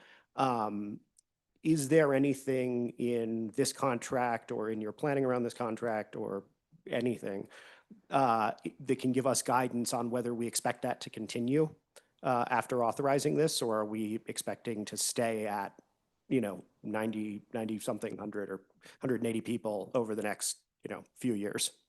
Ms. Johnson? Yes, thank you very much for the question. As Chief indicated, this is a contract extension and there's hours that are specified, hence in reference to the dollar amount that we have here, I would have to come back to the board as it relates to any type of authorization as we're doing now currently with this contract extension, if that were to be modified. So in this point in time, it would stay the same unless there's some extenuating circumstances whereby we go out for a solicitation and we're not able to ensure that we're meeting the timeline before, since that's why we're here now with the contract extension. Quite naturally, in doing so, we have to ensure that we have the appropriate staffing levels. So I'm talking around and round in circles right now, but the answer would be no at this point in time. Secretary? Perfect. Second Vice Chair Whitmore. So, Chief, jog my memory on our goal for the end of the year for sworn officers. It's not 90, right? It's continuing to grow. Chief Martingano? Yeah, so we are budgeted for 150. We're still in the process of growing to those numbers. So obviously with applications, background checks, everything else, we're heading positively to that. We're putting 8 more in the academy here in June. We'll continue to get lateral transfers. Lateral applications from other agencies, officers with experience. So we're hoping to hit that 150 goal by the end of the year. All right. Thank you very much. I did have the right memory up here. Thank you, Mr. Chair. Absolutely. Any further questions or discussions on this? Yeah, Director Rusha. Thank you, sir. So I just wanted to note, in the past, upon request, the agency has provided a breakdown of how many, just like our security personnel, from RTD to contracted, and even breakdown in terms of with our contracted allied force, like the ones that are authorized to have firearms versus not, and our mental health staff and stuff. So that's something that I think I'm sure the agency would be happy to provide, like that breakdown chart. I think it's been a little over a year since we've had one. So I just wanted to offer that to those who are interested in, and just to piggyback on Secretary Nicholson's comments. So, thank you. Thank you, Director. Okay, any further comments or questions? Okay, seeing none. So I did have, thank you, Chief. I did have Nicholson as the mover and Roosh as the second. Are there any no votes on this item? Okay, seeing none, the item will pass 14-0, 1 absent. We are hitting our 2-hour mark, so we are going to take a break for our CART employee. Let's shoot to be back here 9 o'clock. Would that be enough time? Nope. Okay. Okay, let's do 9:05 then. Thank you. Thank you. We'll be back at 9:05.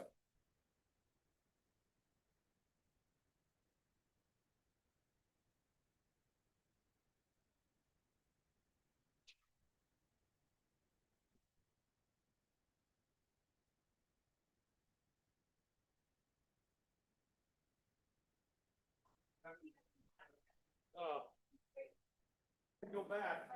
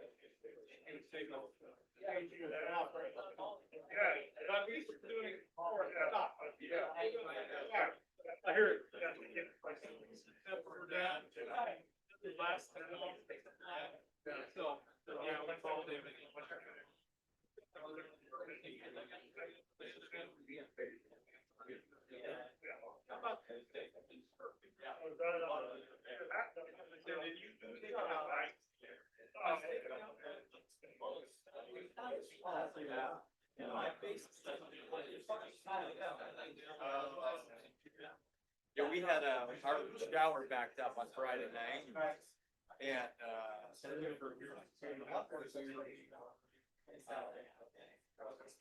my daughter's school, they're out there.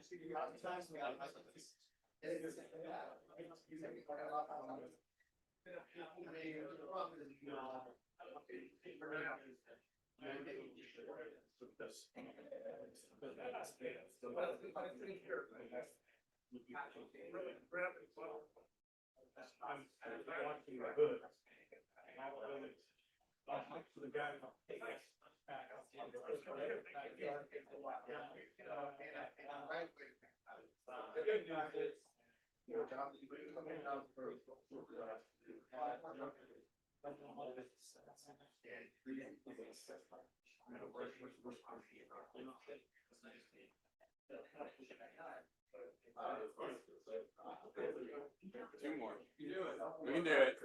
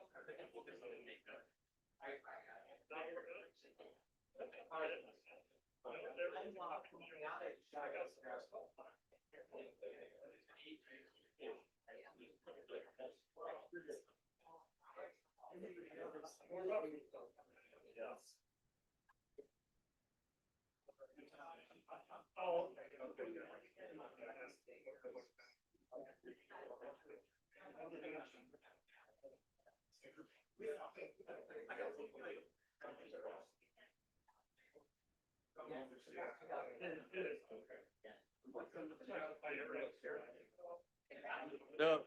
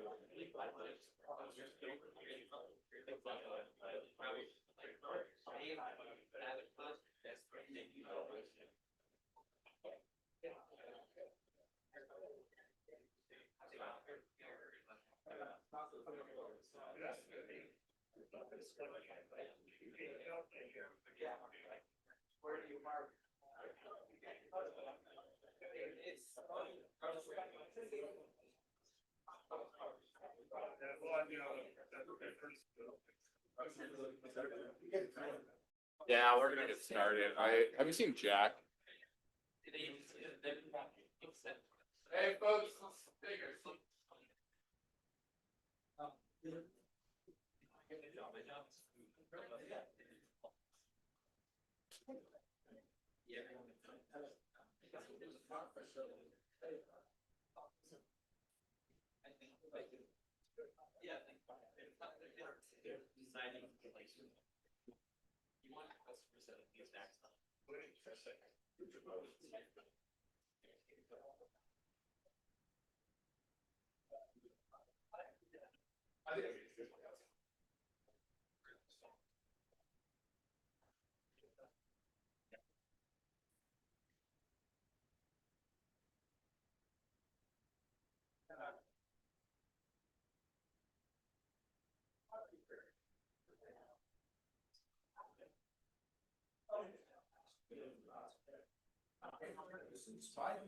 All right, folks, we're at 9:06. We're gonna get started. Director Bouquet, how do you vote? I'm a yes.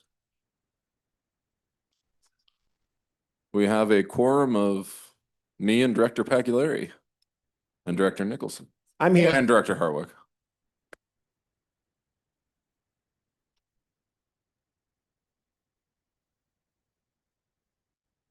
Hey.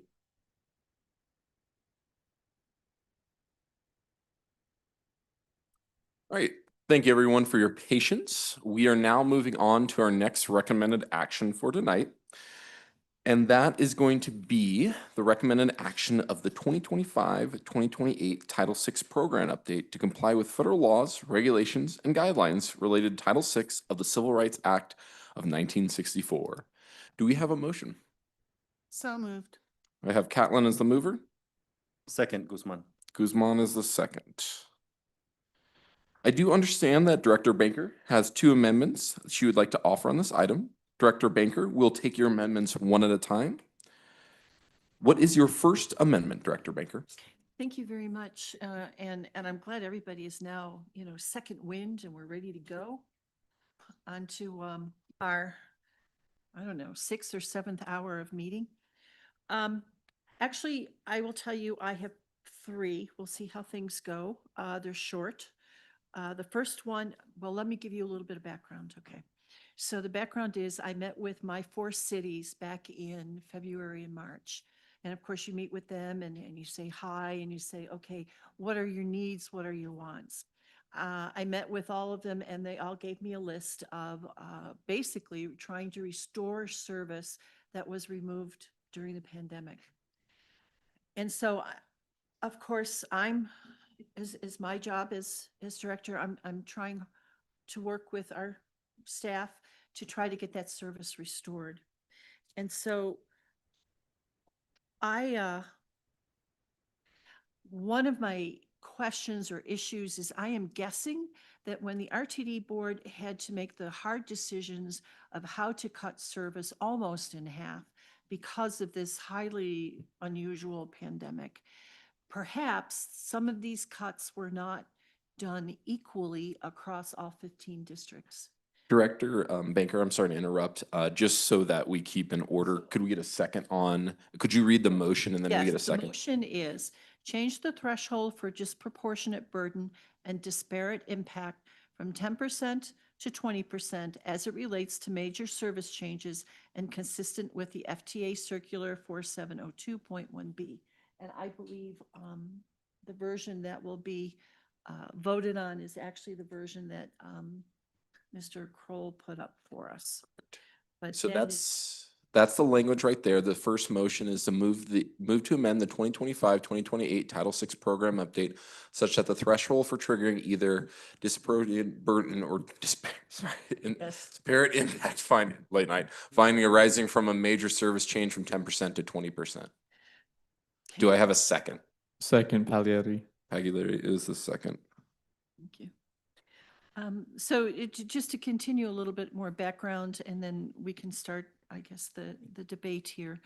I'm just trying to get service restored that was eliminated during the pandemic. And there have been a couple of times now when I have requested, and the answer that I have gotten several times is, well, it's going to depend on how the equity analysis calculations come out.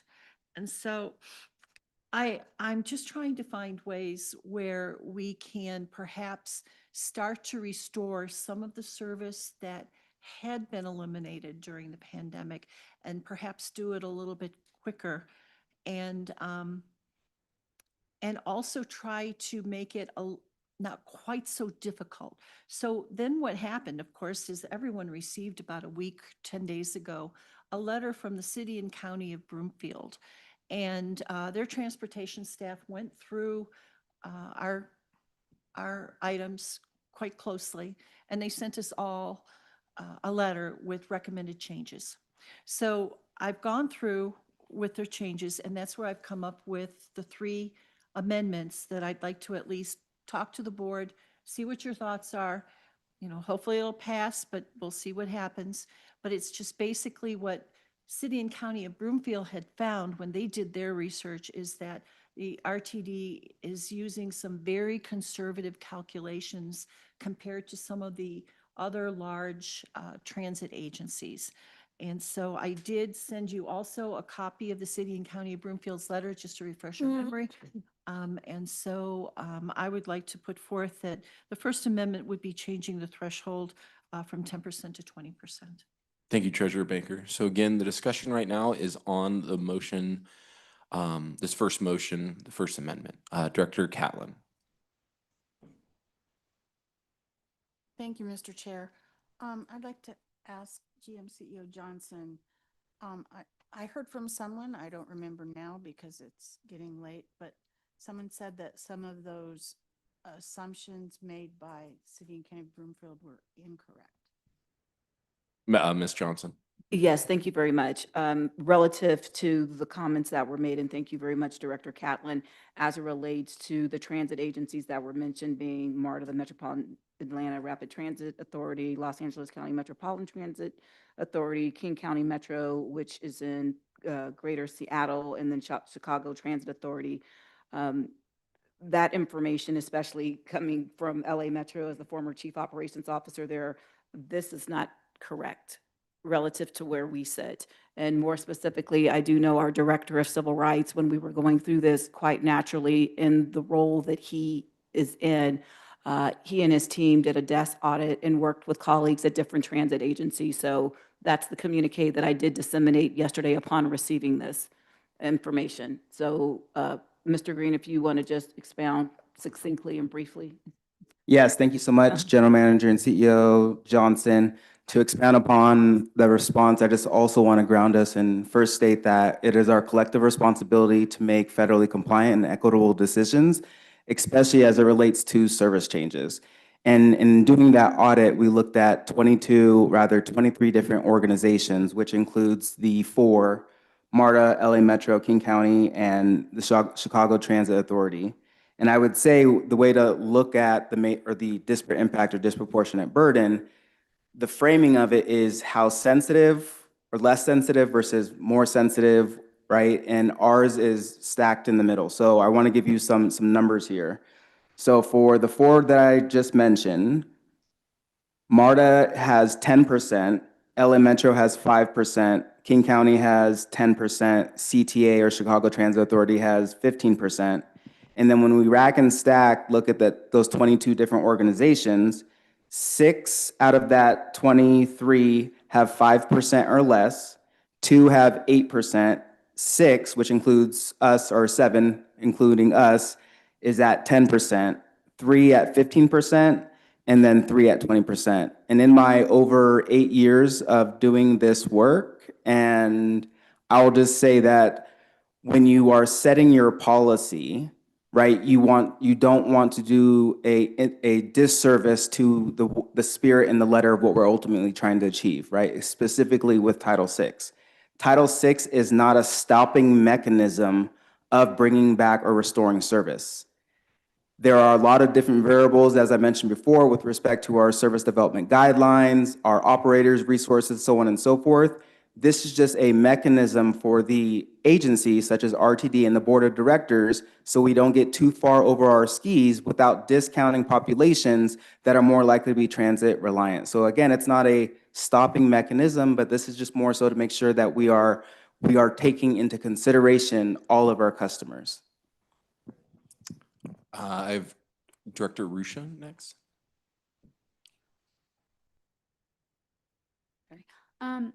I did have a question, but I also Treasurer Banker had her hand up, and it was her motion, so I'm happy to wait if that was in response. Treasurer Banker.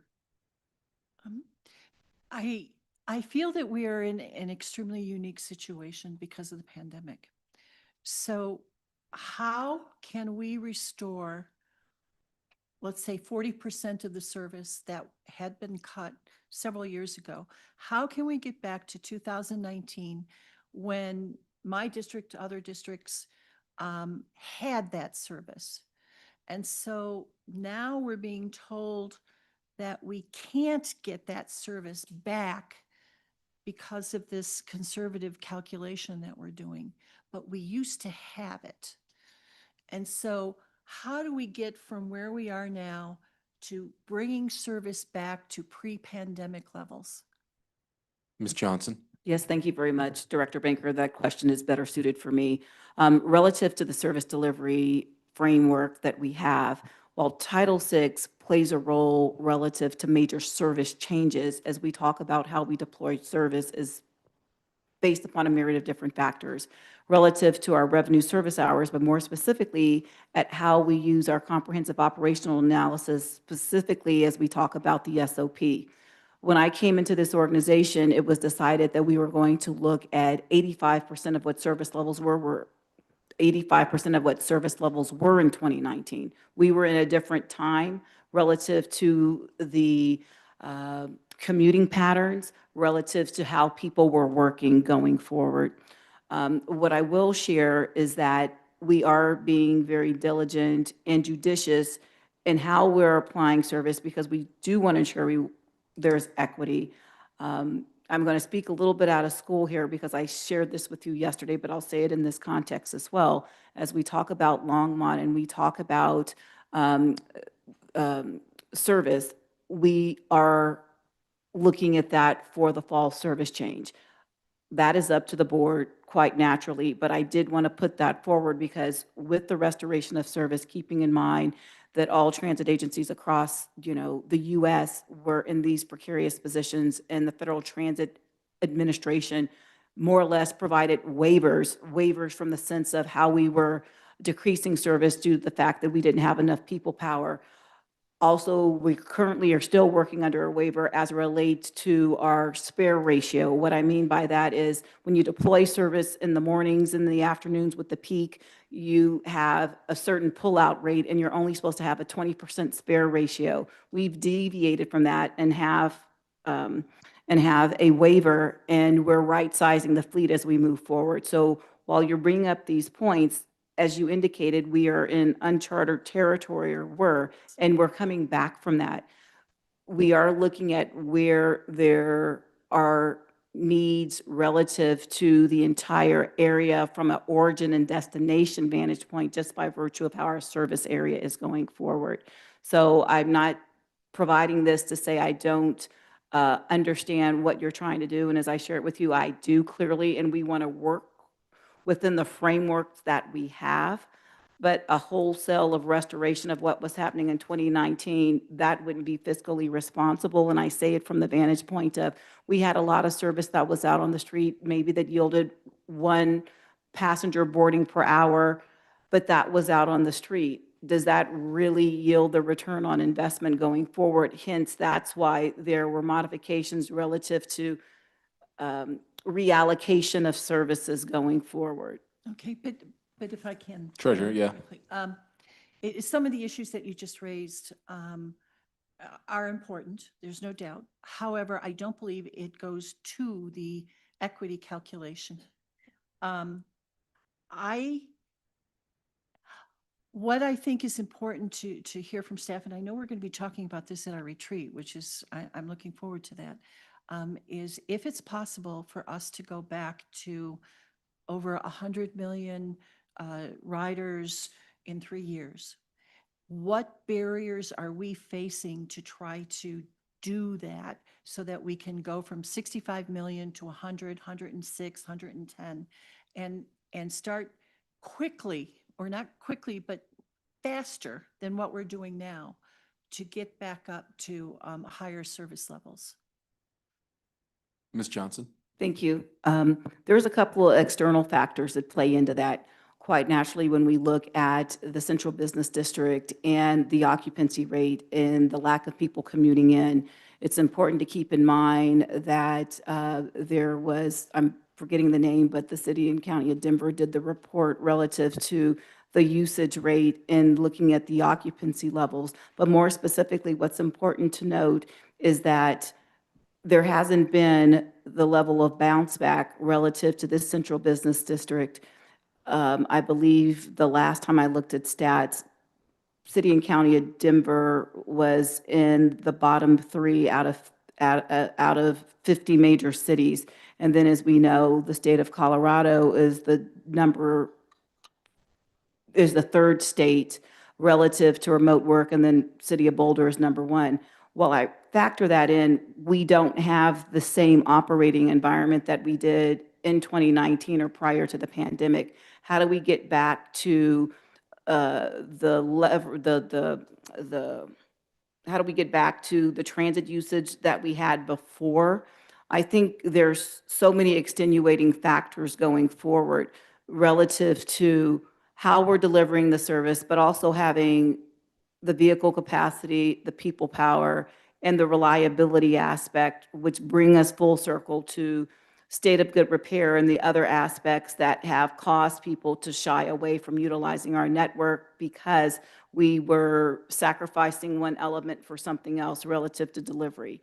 And I bring that up because as we talk about the people power, we clearly saw that our operating workforce was decreasing in 2016 as it was across the country, but more specifically, having other ancillary services that were readily available where people whereby were working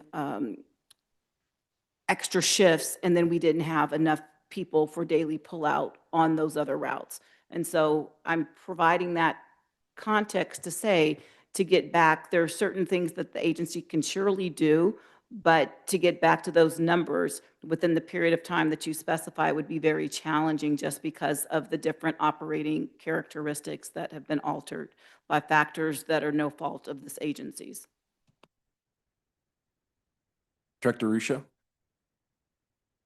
Thanks, sir. So I have a question for legal. So recognizing this has to be submitted shortly, I'm going to be careful in my words. Can we make significant changes at this juncture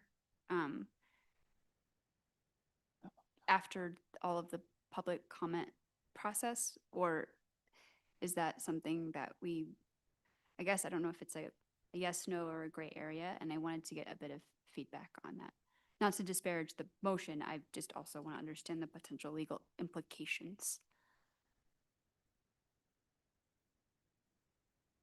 I will address that question, and then I'll ask Mr. Green to expound. I think if anything, as we talk about public engagement and talk about the agency's, the perception of the agency being trustworthy, going forward and getting public engagement quite naturally, and then not leveraging it for the betterment of the constituencies that we serve, I think pose a risk as relates to the agency in reference to public perception.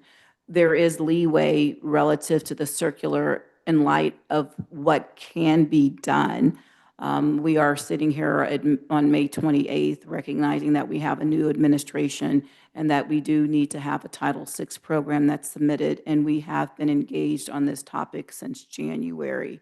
That's not to negate any amendments or anything like that. I am just trying to answer the question. But more specifically, Mr. Green, since you are very well versed in 4702.1B, I would yield the floor to you, and that's the citation for the FTA circular that we're talking about. Yes, thank you so much, GM, CEO Johnson.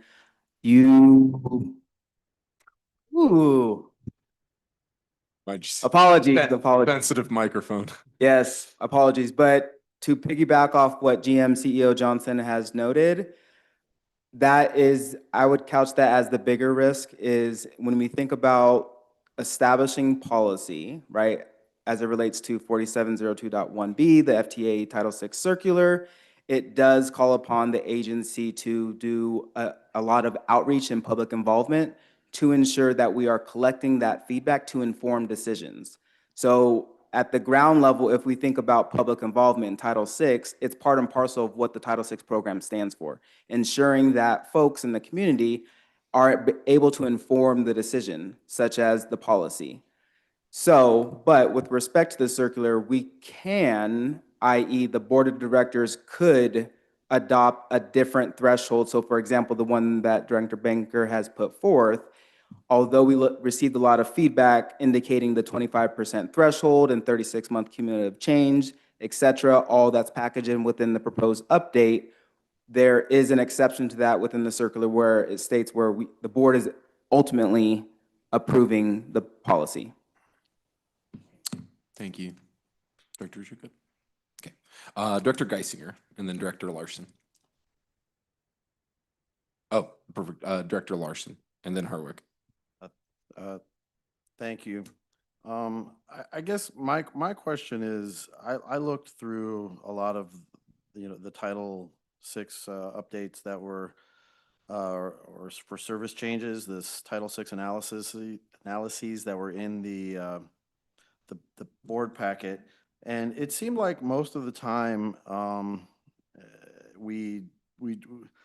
sometimes there was a little bit of disparate impact on one route or the other, but mostly it sort of ended up that in the aggregate, there wasn't really much, and there were legitimate justifications for what there was on an individual basis. I guess my basic question is with regard to this update and the changes that we're proposing, are we just is there really a problem here? Are we just making this harder for ourselves? Because it doesn't seem like we're trying to generally start out making service changes with an intention of causing disparate impact one place or the other. We make them, I guess, for a variety of reasons, and on balance, they don't really seem to, under our current setup,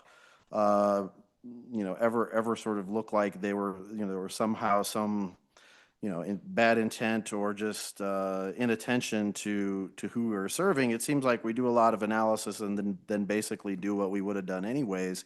So why put sort of a greater burden, sort of regulate ourselves more than we have to, and why not just give us the freedom to operate as we would, as much as we can, given that we don't, it doesn't necessarily seem like it's been a problem for a long time, at least from what I could see. I mean, there weren't that many Title VI complaints that in the information that was provided. I don't know. My basic question is why would we make things harder for ourselves? Thanks. Thank you, Ms. Johnson. Thank you very much. The one thing I would share, Director Larson, is we look at the modification that's been put forward for your consideration, like a 36-month period. As we're adding back service, there could be unforeseen consequences as we do them in a segmented fashion. And so that's one element as a whole, because if we're making modifications going forward, there could be an adverse impact.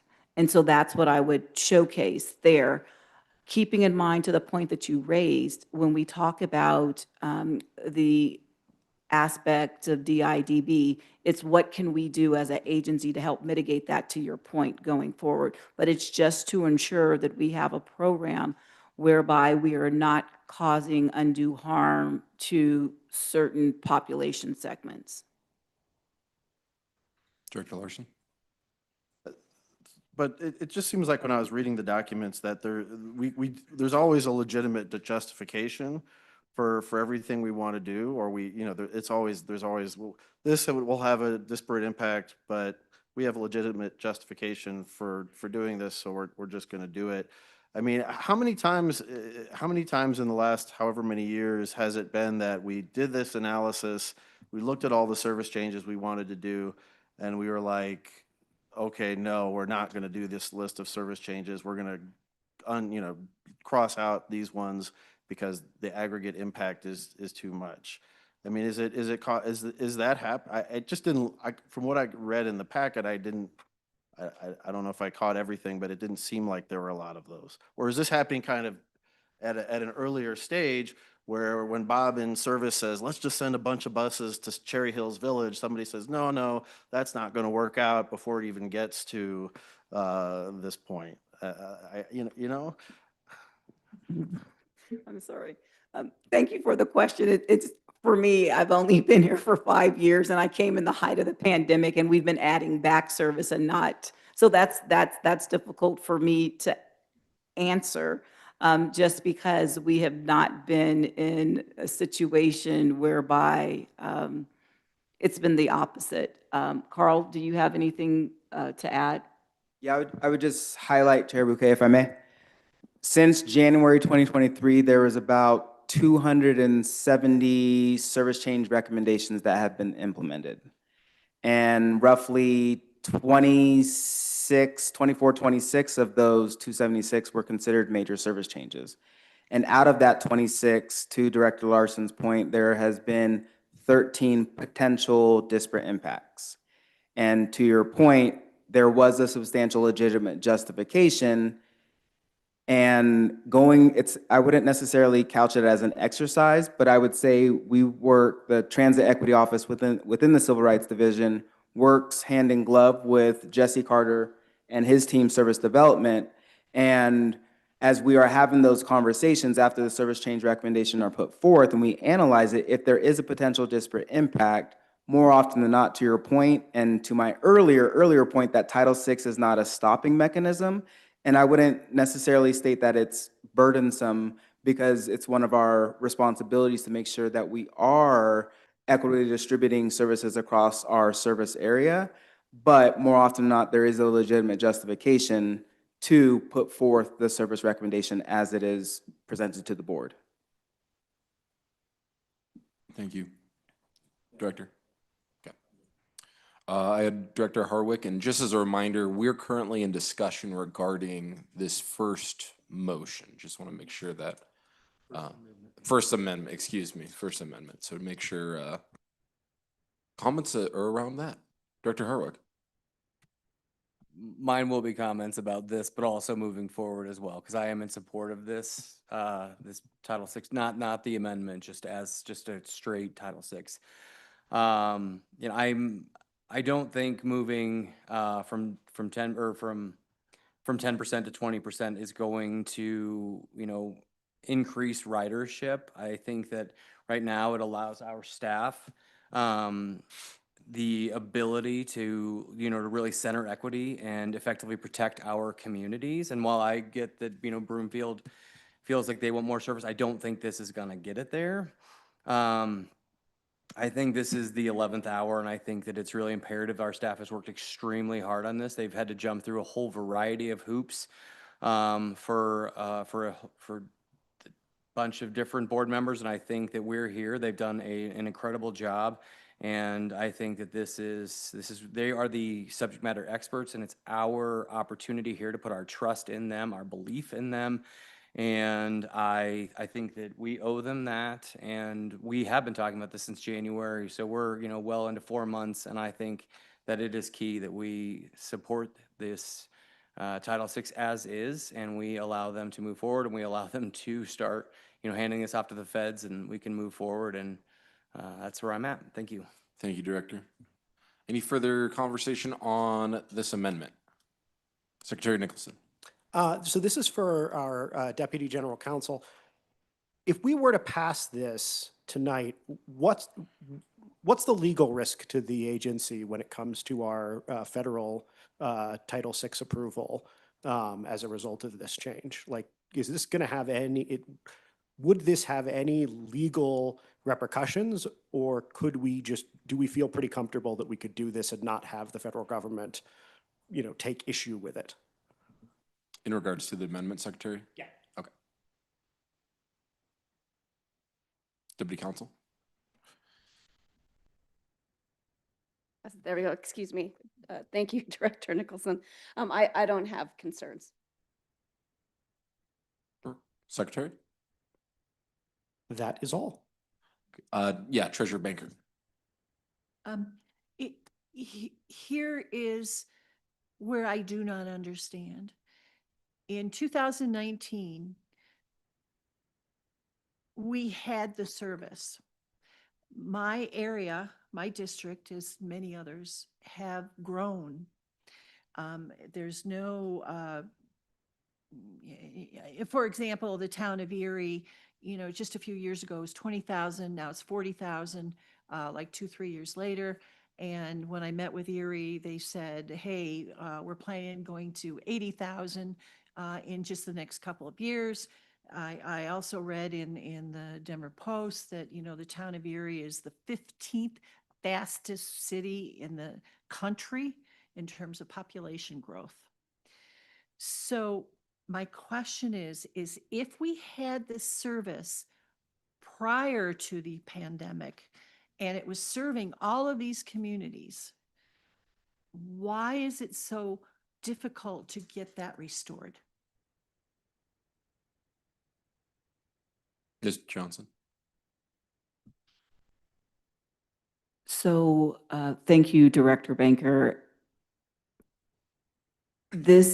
What I'm going to say goes back to the previous comments that I had before, recognizing that RTD is a regional service, and the way the service was outlined, for all intents and purposes, was bringing individuals into the central business district. That level of ridership isn't there, and that's not to negate that there is some elements centered on a need to move people to and fro.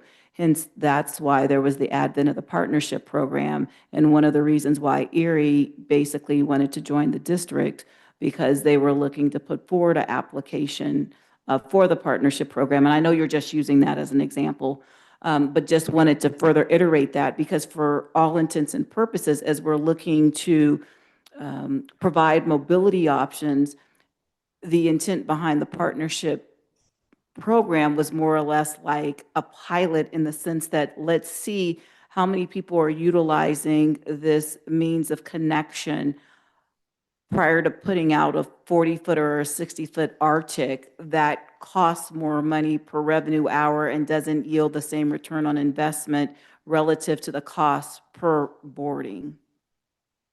Does that help, or did I complicate it more? No. Okay. Thank you. Director Guzman and then Director Geisinger. So I would urge us to cleanly pass this through tonight. Getting back to the motion before us, I would like to ask one question, which is the 10 to 20% is still not going to prevent us from adding services. It is simply a filter through which to look, if I understand this correctly, that we are not unintentionally harming community with protected status under the Title VI legislation, or those that might be disproportionately burdened or impacted by their financial and economic status within the region.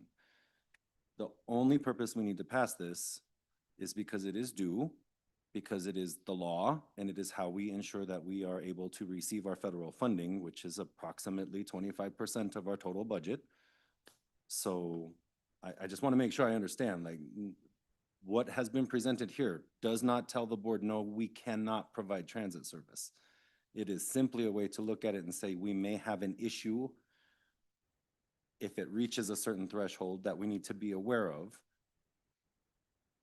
in order to be able to approve changes in service, fare changes, or other changes that would create a potential burden on specific communities as defined within the Title VI language. Is that correct, or am I completely lost in this conversation?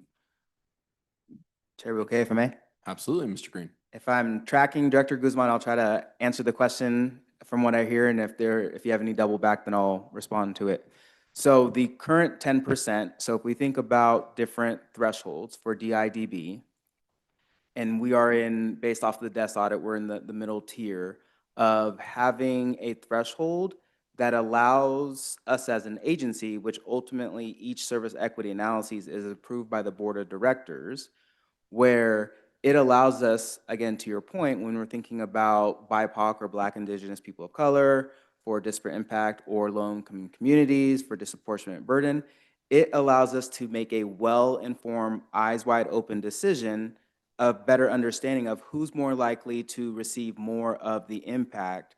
And when we're thinking about service increases, we're thinking about the fair share of benefits, or if there is a service reduction, we're looking at who's more likely to receive more of the burden. So to your point, Director Guzman, it allows us to just get a better understanding of the level of impact that we can have on a particular community. It does not prevent us from moving forward. Thank you. I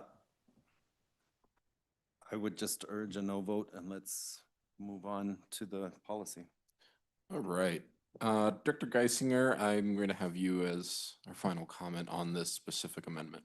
I'll be super quick. That last explanation that Mr. Green gave helped me in terms of just giving us a better holistic view. But I shared Director Larson's sort of view of, are we just making this harder for ourselves, creating more work?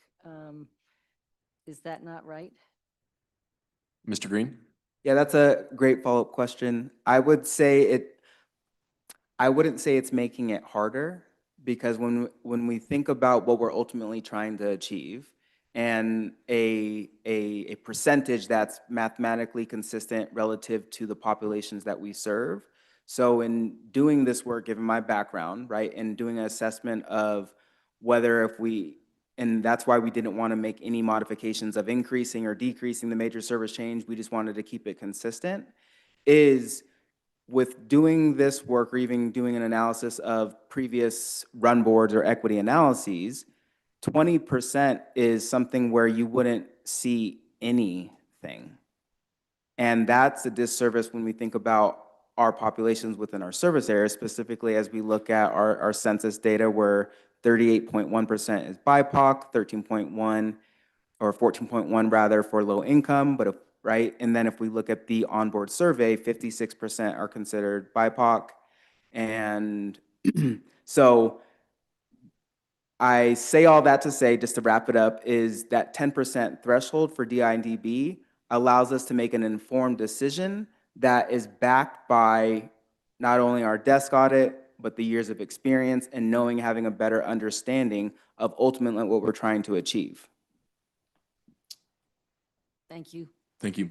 All right, let's do a roll call vote. As a reminder, it is the first amendment being introduced, as you all can see on that screen, with Director Banker as the mover and Director Pagliari as the second. Again, we're voting on this first amendment. Treasurer Banker. Yes. Director Busick is gone. Director Catlin. No. Director Geisinger. No. Director Gucci-Ritter. No. Director Guzman. No. Director Harwick. No. Director Larson. No. Director Nicholson. Yes. First Vice Chair O'Keefe. No. Director Pagliari. No. Director Risha. Director Whitmore? No. I'm a yes, but the motion will fail. And we have 3 to 10. Okay. Moving on. Yes, Director Payne. I would like to withdraw the next two amendments. Next 2 amendments? Yes. Okay. The next 2 amendments have been withdrawn. Chair Yes. Bouquet, they were never introduced, so they're not really withdrawn, but now you would return back to the debate on the main motion, which is to approve the Title VI program update. Excellent. Back to the main motion at hand. Director O'Keefe? So I contemplated a no vote out of principle on this, this action. There's a few things going on. First of all, it should never get to the last minute. The board should never be asked to pass things because it's due in 2 days. And I know there's a lot of things that go into the delay, but that's just not the right, not the right urgency to place on the board to act. Secondly, I don't know very much about this topic, and I have sat in on 2 operations committee meetings. I've talked to a bunch of people, I've done my own research, and I still am looking for a succinct description of the program. I would note that there was a wonderful book written by Robert Caro. It's called The Power Broker. I'm sure a lot of people in this room know it. Talks a lot about bad policy decisions on disadvantaged communities and how those decisions were made and the harmful outcome of those decisions. It is 15 pages shorter than our packet tonight. He won the Pulitzer Prize for a 1,200-page treatise on impact by public infrastructure. I would request that when we're passing along documents as part of a packet, it needs to have a point and it should be summarized from the committee for the rest of the board. Simply passing things along for us does not help me understand this better. I'm probably a yes vote tonight, but I was a no vote until about an hour and a half ago. And so when you are putting together packets on complex questions for the board, giving us reams of paper does not help us get to a better decision. So that's something, request for the 2, 3-ish committee chairs as you're putting together topics like this. And that would be very helpful for me to make better decisions. Thanks. Thank you, Director O'Keefe. Any further comments or questions on the main motion? Director Guzman? I would just like to mention that the Denver City Council unanimously submitted a proclamation for RTD on May 19th, 2025. It is in the director's emails. It was sent over by City Council that they wholeheartedly support the 2025-2028 Title VI program to include the proposed updates to major service change, disparate impact, and fair equity policies, as well as updates to RTD's public participation plan and language access plan, which we are voting on now, and that the clerk and recorder of the City and County of Denver did affix the seal, making it official. I believe that that is necessary. There's a whole proclamation, you can read through it, but former board director Lewis, sorry, we had 2 Lewises and I wanted to make sure I said it right, did work with City Council member Serena Gutierrez Gonzalez, and the unanimity of that vote is remarkable from our City Council. So they stand behind this as well with us to move this forward. Thank you. Thank you, Director Guzman. Director Larson? I'm going to be a no vote. I think it's kind of like I said, we're constraining our freedom to operate. We're spending a lot of energy and effort to track this, and I know the intentions behind that are good, but I think just as a matter of principle, we shouldn't be sort of trying to regulating ourselves more. We should be thinking we have not, there's not really a lot of evidence that we have disparately or ever had any recent plans to expand service or decrease service in a way that causes a disparate impact on these populations. And I honestly believe that if we focused 100% just on increasing ridership, which is what I think we should be doing, and not trying to expand our sort of purview about when, when maybe we shouldn't increase ridership. I don't know if we really, if it's legitimate, we'll do it anyways. I really think if we were focusing strictly on increasing ridership, we would actually, it would all be disparately impacted in favor of all the communities we're worried about, just based on the way population is distributed in the area. And I would like for us to kind of move towards a paradigm of focusing, much more on increasing ridership across the board, and less on finding possible reasons to not increase ridership. So I'll be a no vote. Thanks. Thank you, Director Larson. Secretary Nicholson. So I sat through 2 committee meetings, a study session, and a town hall, all on this topic. And I should say, expertly facilitated by our co-chairs and by our chair of finance and our staff. And I feel like I just starting to get a decent understanding of it. Like, I came into this knowing nothing about this. And I was an absolute no when we first started, and my public remarks, made that very clear. But I want to commend staff and our board leadership who were willing to indulge, because I came to understand it. I came to understand what it was for. I came to understand how it works. And I don't necessarily agree with all of it. And I think we could use more data in addition to those data we have now to determine this. But if we don't pass this, we lose federal funding. So there's a good reason to pass it, even if you don't like it. But on top of that, I just think our staff did their jobs. They have demonstrated to me this is the right thing to do, despite my skepticism. And so I'm definitely voting for it tonight. Thank you. Any further comments on the main motion? Okay, seeing none, we had Catlin as the mover and Guzman as the second. There is indication that there will be no votes, so I will be doing a roll call vote on this. Treasurer Banker. No. Director Catlin. Yes. Director Geisinger. Yes. Director Guchenritter. Yes. Director Guzman. Yes. Director Harwick. Yes. Director Larson. No. Secretary Nicholson. I'm in. First Vice Chair O'Keefe. Yes. Director Pagliari. Yes. Director Rusha. Yep. Second Vice Chair Whitmore. Yes. I'm also a yes. So the main motion will pass 11, 2, and 2 absent. Yes, that math adds up. Okay, moving on, we're going to be moving to our next recommended action, which is the budget transfer articulated buses supporting Colfax Bus Rapid Transit or BRT service. Do I have a mover? So moved, Guzman. I have Guzman as the mover. Do I have a second? Second. Wait, I, sir. yeah. Oh, wait. Well, I could be wrong. I'm sorry. I forgot we started late. I thought we hit our 4-hour mark. Please ignore me. Oh. Sorry. Guzman is the mover, Whitmore is the second. Any discussion on it? Yeah, Director Pagliari.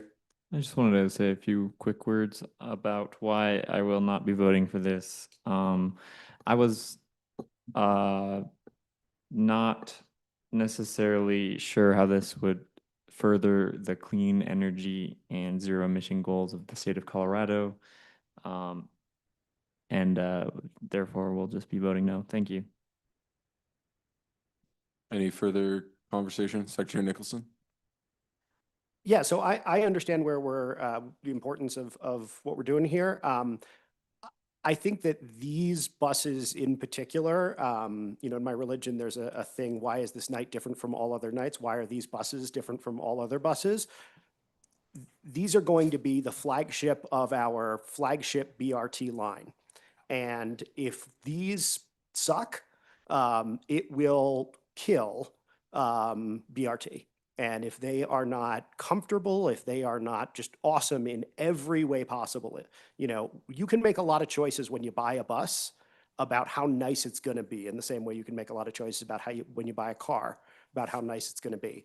And so I just want to lean in here, and I do have one question, to say that we need to pull the stops out. We need to make sure we're giving you enough money, GMCO Johnson, to make sure we're buying top of the line, to make sure that these are things that when they run through my district, people go, wow, I want to get on that, not, wow, that doesn't look very nice.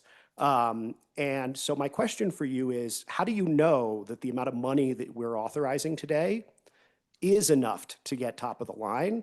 And how many bites at the apple are we going to get to make sure that you are buying the right buses for this incredibly important project?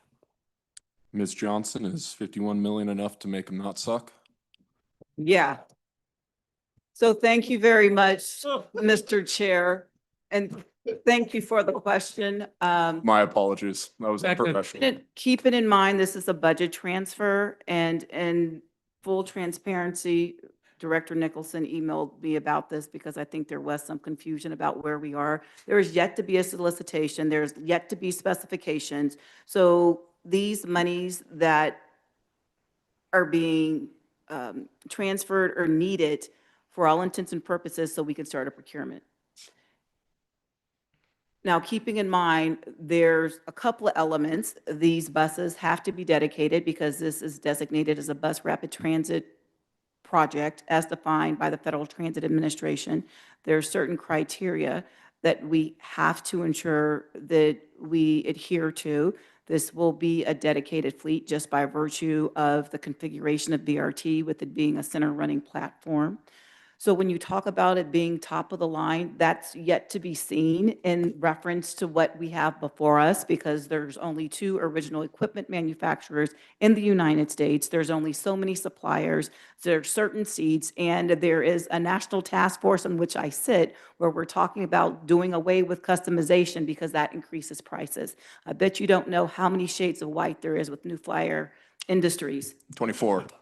How many? 24? 23. I think I told you that earlier.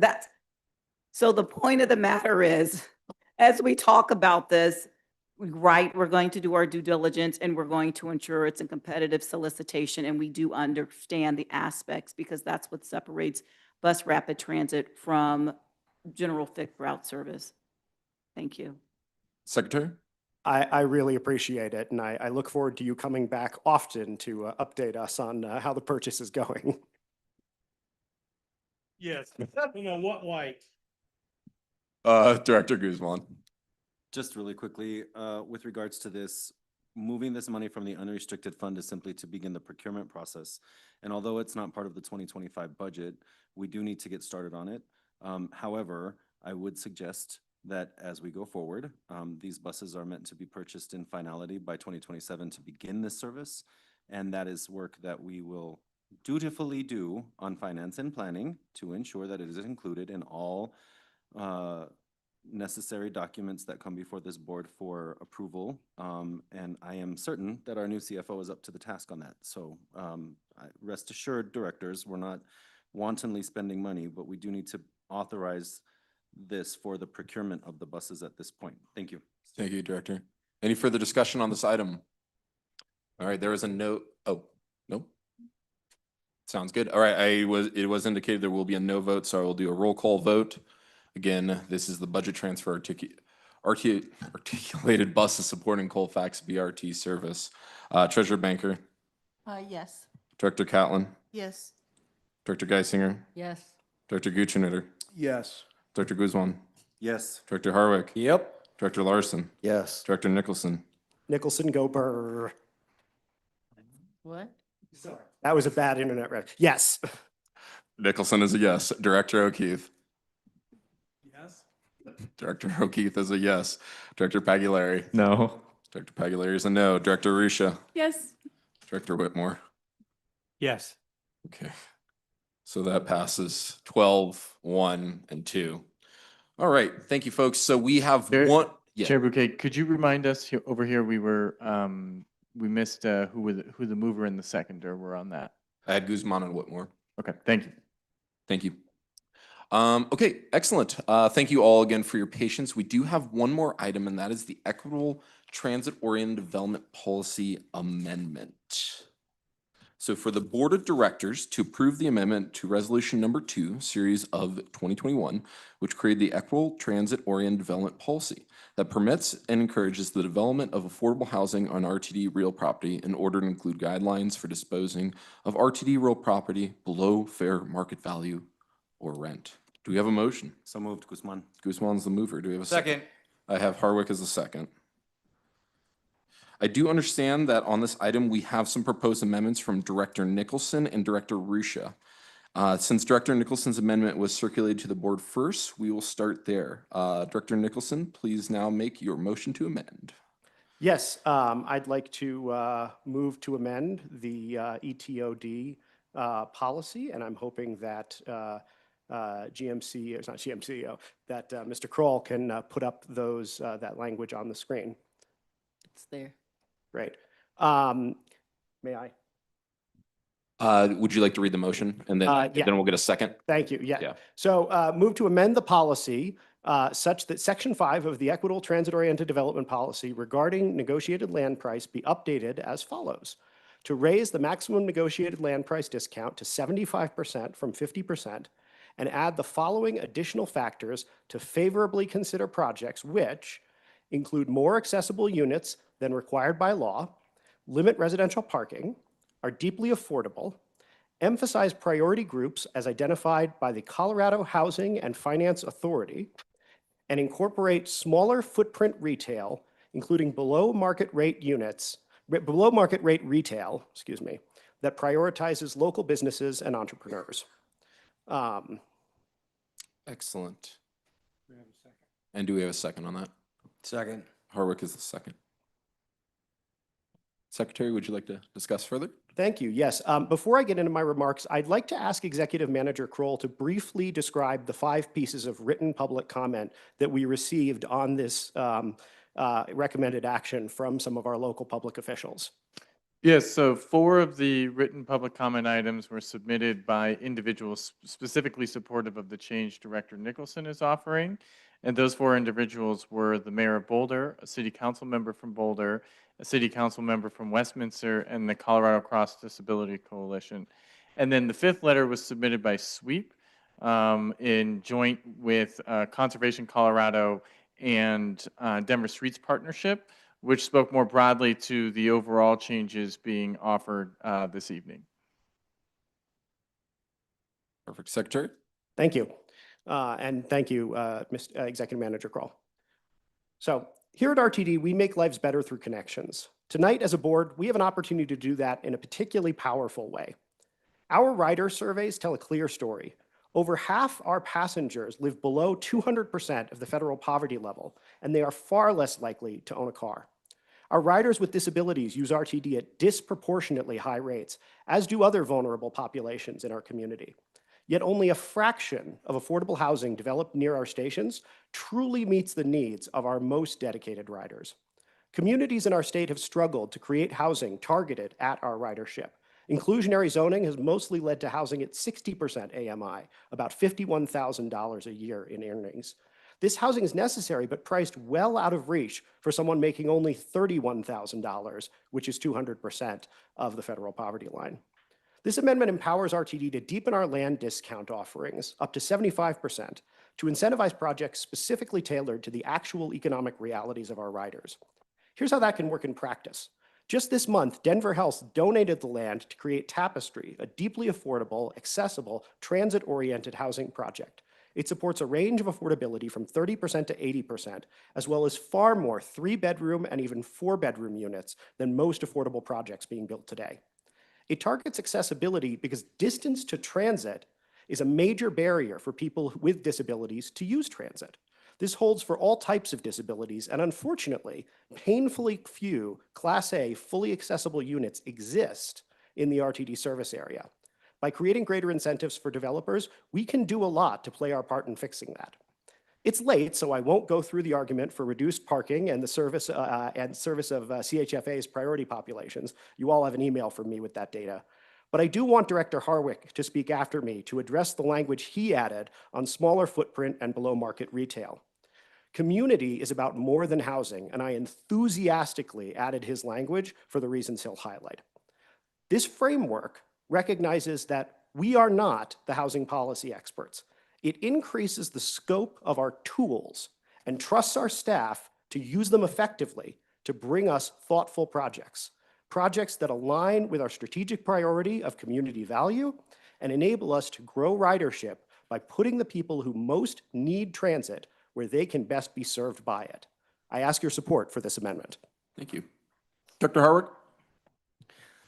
Yeah, so I wanted to make sure that when we're talking about TOD, that we're really thinking also about mixed-use TOD. And I'm wildly in favor of anything that we can do to bring more housing, let alone affordable housing, to our park and rides. I do think it's really key that we also think about what are the businesses that we are bringing in there.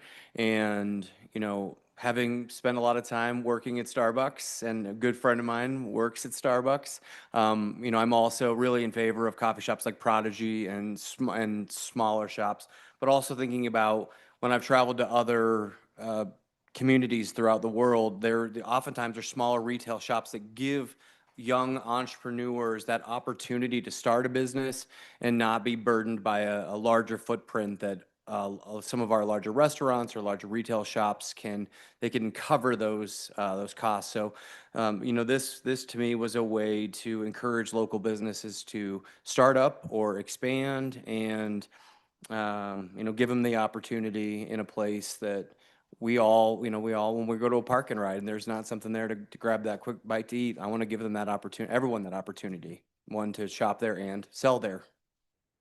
Thank you, Director Harwick. Any further discussion on this amendment? Director Risha. Mr. Chair, maybe you can help me here. So I had a comment on the main motion, but we moved to amendments. But like recognizing that Secretary Nicholson's language can't exist without the motion language of the way it's drafted, may I just make a general comment? Does that sort of make sense? It would apply to both, but I don't know if I would be called out of order, and I'm tired. I will do what you say. You know what? Why not? Let's give it a try. Okay, thanks. I'm doing my best. Okay, so this morning we got an email from staff that addressed some outstanding questions that I still had, so I knew what I was voting on. And I have heartburn over just the main motion, because the way it's written, we as a board are not just expanding the bounds of what a policy is, but we're also signing away like 30+ years of precedent of having this guardrail that says, before you go dispense of real property, get our preliminary authorization. So I guess like I am already a little bit uncomfortable. And also the policy says that if a developer, as it relates to housing, cannot meet our 50% standard, they could still get a major discount, and it could be millions and millions of dollars. And so those two combined, and just recognizing that these deals take a long, long time, they're not summer projects. In some, it means that all of that is going to happen, and then it's going to come back to the board when all of those decisions have been made. And so for that, because I'm struggling with the original proposal, but I can accept it for now, is why I can't vote yes on Secretary Nicholson's amendment, because because we don't have guardrails that I would prefer. So I hope that was not out of order, and if it was, thanks for not calling me out of order. Thank you. Thank you, Director Risha. Director Guzman? So ETOD has been discussed a number of times in the committee, and this is my concern. Although I am with you in spirit, deeply affordable housing is really important. I'm not sure that giving an additional 25% discount in our policy is wise for a number of reasons. I do believe, however, and maybe Madam CEO or Ms. Chessie Brady might be able to speak to this, I'm not sure. What we were asked for in this policy was to give guidelines to begin negotiation that would eventually come back to this board. Let's say a developer comes to us and just brings us an amazing proposal that includes everything that you could want in a development and more. I don't see why they wouldn't necessarily come back to us and say, hey, they're willing to do all of these things, they being staff, and asking for an additional amount of up to whatever amount makes sense to give that discount from the board that we would consider properly and then be able to authorize in that moment. But in order to begin the process, we were simply asked to give authorization for them to work within a parameter. That way there was no confusion that they would be able to do a 30 to 50% discount as was written in the original policy. Beyond that, the board would still have authority, as I understand it, if we were asked to offer an additional discount for more. I don't know that we need to lock that into policy, and it does the one thing that I was trained by former directors and members that are currently here not to do, which is bind future boards in a way that creates difficulty for us to do our job as the fiduciaries of the agency. And so I would like to ask that question: is there anything that would prevent you from coming back to us if we were to receive such an excellent proposal that prevents you from saying, can we receive an additional discount to offer a developer board? And would you approve this so we can make a project work? Ms. Brady, first off, thank you for your patience and greatly appreciate you sticking around tonight. Of course. You're recognized. Thank you. No, there is nothing that would stop us from doing that. As you say, the point of the policy is to create guardrails and certainty within those guardrails.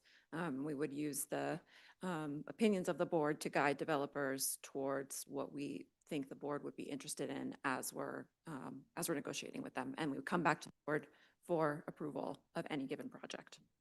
Thank you. One more quick thing, and Director Banker, Treasurer Banker, the sales and the lease income from our real estate properties are put into a specific account. Can you guess which one? Because when we deeply discount things beyond where we should, we are saying no to the potential income that we could use for operations and maintenance and service provision elsewhere in the agency. So on balance, real estate and real property are a finite resource, and dollars can be stretched thin, but how we use the opportunity to either receive money to prolong and serve the public further is a huge consideration in this. So although I am with you in spirit, I would be voting no on the amendment as it is right now. Thank you, Director. Director Pagliari. Thank you. I'll be brief. I really like the language that highlights these things that I deeply agree with. I am a little bit concerned about two things. The first is the language deeply affordable. It's a little bit ambiguous, if I'm saying that right. And I think using language like that can, like, what's to say they discounted $100 to some, that's a deep discount, to others that's nothing. So I'd recommend removing that word and just maybe also deeply affordable, unless you can define it elsewhere. But I do want to leave this language. And the other thing is I just have a hard time giving a 75% discount, even with these things that I want.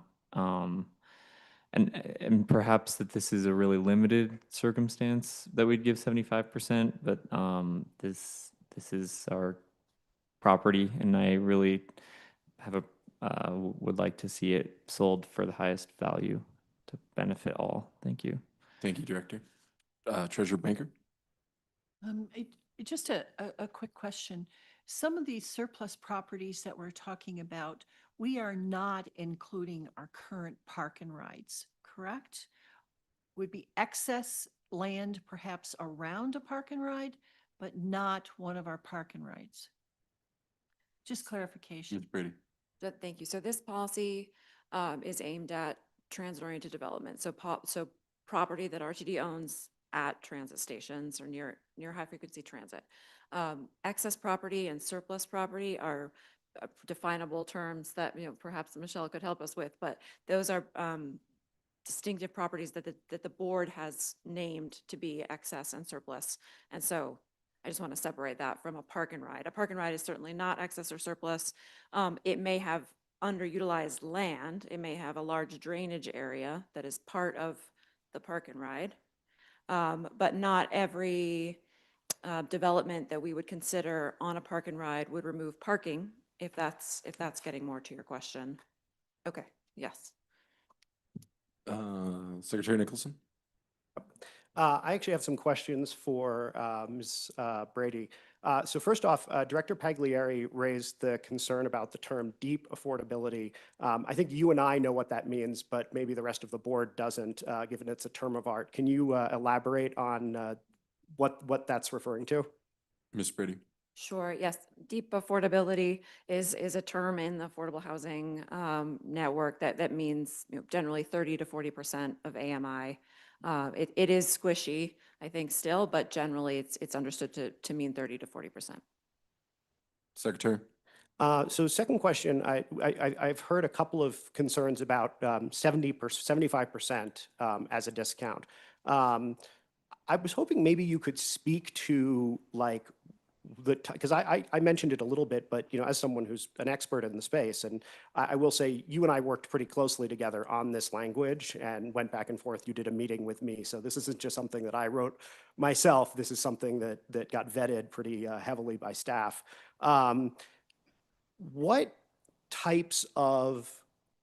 impact does a greater discount have on the types of projects that in the affordable housing space you tend to see people able to build? At least from where I sit, the reason for doing this is that when it comes to those deeply affordable, which are deeply subsidized units, when it comes to things like units that are fully accessible, those are expensive. They cost developers money, which is why when you don't have those subsidies, those units don't get built. I think it's about half the projects that are in the CHFA database have 0 units at 30% AMI, and very few of them have anything with regard to accessibility. So I'm hoping you can maybe elaborate on, you're the one who would be using this tool at the end of the day.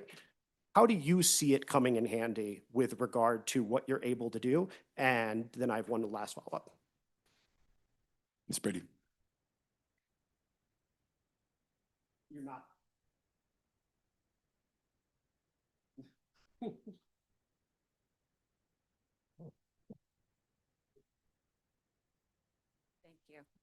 So affordable housing projects are notoriously difficult to finance. And I think if you used the example earlier of Tapestry and Denver Health, as you stated, I'm assuming it's correct, donated the land for Tapestry. I can assure you that that development was still very difficult to finance. So even if we were giving the land at 100% discount, the projects would still not pencil in many cases. And so our ability to discount the land to 50%, to 75% as the board prefers, just in many cases could get us over the hump from a project not being built to a project being built, and to that project having more affordable units as opposed to a higher, more of a middle income range. And that's the difference that the land discount makes. And that's the certainty that this policy helps me bring to conversations with developers is, gets them in the mindset of, we're going to get some help here from RTD. We can focus on deeper affordability units. We can make bigger promises to CHFA or other financing entities to host in Denver. And it helps us keep the projects moving. But I'd be frank with you, this is, as I said, Tapestry, even with 100% discount, it's still hard to do. This is not a silver bullet, but it moves the needle and it helps us actually, keep projects afloat and get to the finish line. Thank you, Ms. Brady. We're going to wrap up with Director O'Keefe and then Director Larson. Oh, I thought I got last word. So I support this amendment. I think it is a reasonable step toward developing communities that are very likely to use our services. And I think increasing ridership is something we all agree on. This is a concrete way to do that. It also takes land not just for our benefit in ridership, but also puts improvements on it that helps the tax base. And I think the communities that we serve would rather see a housing project end up on that property where it becomes improved versus somewhere else. We're not the only game in town. There's a lot of discounts out there. And so we're not necessarily in a tight buyer's market. There's a lot of projects that can go forward. And I think we need to put our best deal, at least give Chessie and the rest of the team the tools to bring the deal forward.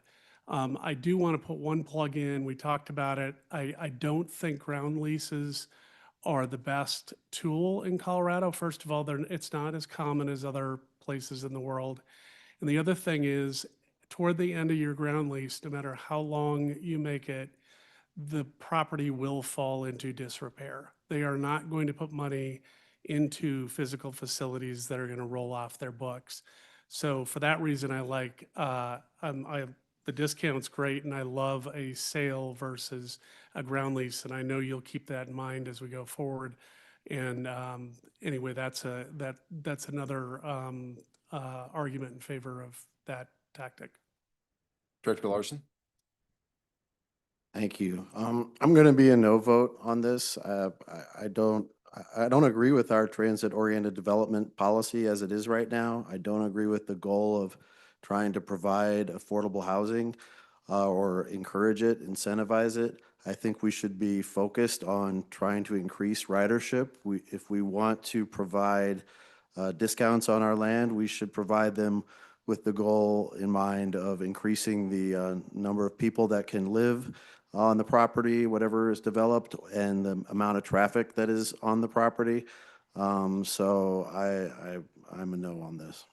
Thank you, Director Larson. All right, with the indication there is a no vote, I am going to do a roll call vote. As a reminder, we are voting on Director Nicholson's amendment. He was the mover, and Director Harwick is the second. Treasurer Banker. Yes. Director Catlin. Yes. Director Geisinger. Yes. Director Guccianader. Yes. Director Guzman. No. Director Harwick. Yes. Director Larson. No. Secretary Nicholson.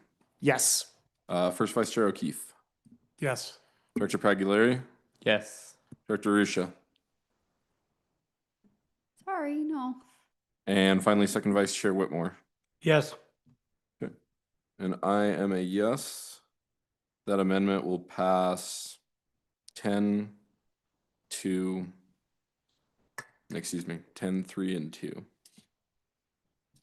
Yes, 10 yes, 3 no, 2 absent. That is the math. Okay, moving on. We are going to do our second amendment, which was brought forward by Director Ruscia. And Director Ruscia, would you like to introduce the language of the amendment? It's being brought forth by Directors Ruscia and Guzman, and I could make the motion. Sorry. I think he has the language in front of him. Director Guzman.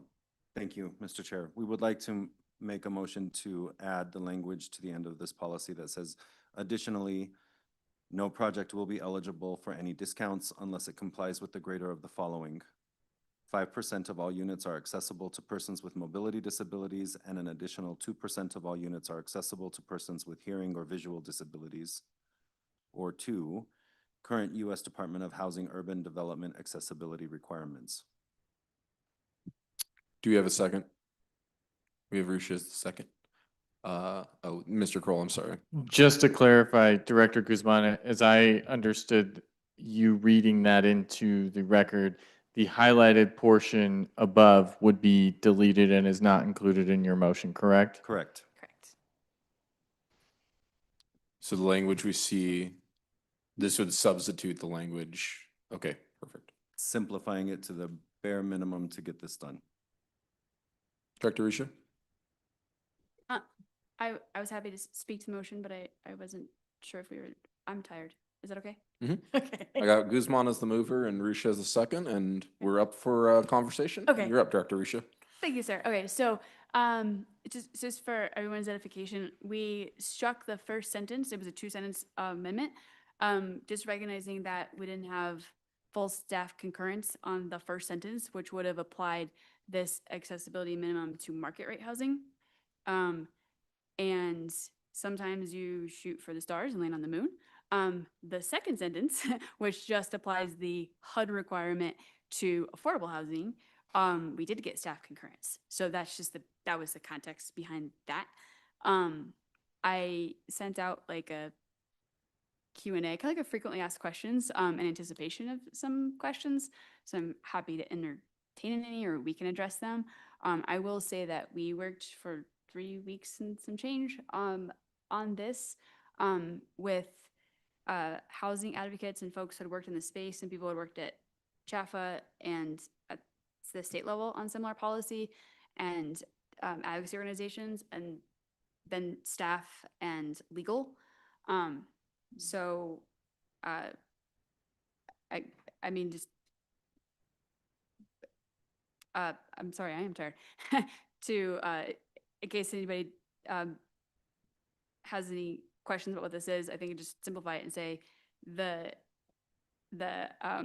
HUD has a current minimum accessibility requirement for funding, right? And it's 5% of units are accessible to persons with mobility disabilities. Additional 2% of units are accessible to persons with hearing or visual disabilities. And so a lot of times in these projects, that HUD requirement is going to kick in, but not all projects are going to have HUD dollars. So just recognizing that a lot of jurisdictions take that HUD standard, which is, maybe Ms. Brady can correct me, but I think it's 20 plus years old, 30 plus years old now. And they also incorporate that into their policies or their code or statute. We did the same, kind of good for goose, good for gander. I will stop there unless anyone else has further questions or comment. Questions or comments on this amendment? Director Catlin, then Secretary Nicholson. I appreciate the thought going into this, but I believe that the First Amendment that we passed does give a lot of latitude towards Chessie and her staff to negotiate. And I fear that this one might be a little bit too regulatory and prescriptive. And if that's the HUD requirement and somebody is applying for a HUD grant, then this would be taken care of automatically. So right now I'm willing to listen to other discussions, but I fear that it would not give Ms. Brady and her staff the maximum flexibility to look at the comprehensive merits of a proposal. Yeah, Ms. Brady. Yeah, would you like me to comment? So this is a bare minimum requirement that Denver already requires, for example, and the Colorado Department of Housing is already considering a higher threshold of requirement. So I have no concerns about incorporating this. I think it's already going to be taken care of in most cases. If I might, that's kind of my point. It seems a little bit redundant. Secretary Nicholson. I'd like to offer an amendment, if that's all right. To the amendment? Thank you. So the So amendment. just to clarify, that was a question. You would like to offer an amendment to the amendment? Yes. The sub-amendment. Mr. Kroll? Technically, the initial motion on the table is to amend the ETOD policy, and this is an amendment to that amendment. And at this point, you would be amending an amendment to an amendment, which is not allowed under Robert's rules. So you would need to tackle this amendment as it's being presented, and then if you feel so inclined, offer an amendment to whatever or whatever state the policy is in at that point. Rock on. Secretary. Yeah, so at that point, I would say I'd have to be a no, and for the very simple reason, where it says no project will be eligible, we're talking about an equitable TOD policy here, which is specifically focused on using our land to facilitate, like literally the policy is about giving discounts. I can't see putting something like this in there unless it is related to said discount. So I'd be fine if it said additionally, no project receiving a discount will be eligible for any discounts, et cetera, unless it complies with, but I don't necessarily think it makes sense to do market rate policy in an ETOD policy. Thank you, Secretary. I have Treasurer Banker and then Director Risha. Just real quick, have you perhaps considered something more positive, saying something like along the lines, greater consideration would be given a project if these items were attained, as opposed to make it mandatory? Director Risha or Director Guzman? Again, sort of an amendment, but just a thought. Thanks. So I just want to address what Secretary Nicholson said. I might have missed part of the closed captioning, but I think you said you don't think we should be applying accessibility minimums to market rate. Okay, that's exact, we don't. So this amendment doesn't do that. And the second piece, the reason why it doesn't reference discounts is because of, so this goes at the end of the policy, which is all like the way it's nested under the paragraph, the discount, this is talking about when discounts apply, if that makes sense. So it's just, it does what you said you wanted it to do. It's just late. Nicholson. Thank you. And then I guess the only question I have for, and this is actually for Ms. Brady, if that's okay. Under what, because you mentioned that Denver has a policy that or that matches this, and the state currently is considering a policy that would supersede it, but currently does not. Under what circumstances would this have any effect at all? Like in what circumstances can you imagine in your professional capacity, do you see this being something that would matter? Ms. Brady? Yes, in a jurisdiction that doesn't currently require accessible units, and Director Rush has mentioned some, I'm not aware of them, but this is not my area of expertise. So, but in a jurisdiction that does not already have those requirements, that is not accepting HUD money, and if Colorado Department of Housing changes their rules, does not accept Department of Housing money, then that project would then be subject to this policy requirement. Thank you, Ms. Brady. Secretary, quickly. Yeah, just I guess for Director Rush or Director Guzman, are there any jurisdictions in the RTD service area that don't have that same requirement that Denver does? Either directors? Yeah, I think I'm pretty smart, but I'm not qualified to talk about 53 separate jurisdictions. So I'm just gonna have to lean into, this is ETOD, and the E in it is the equitable. We spent a lot of time talking about equity today, including spending a significant amount of time talking about people with disabilities.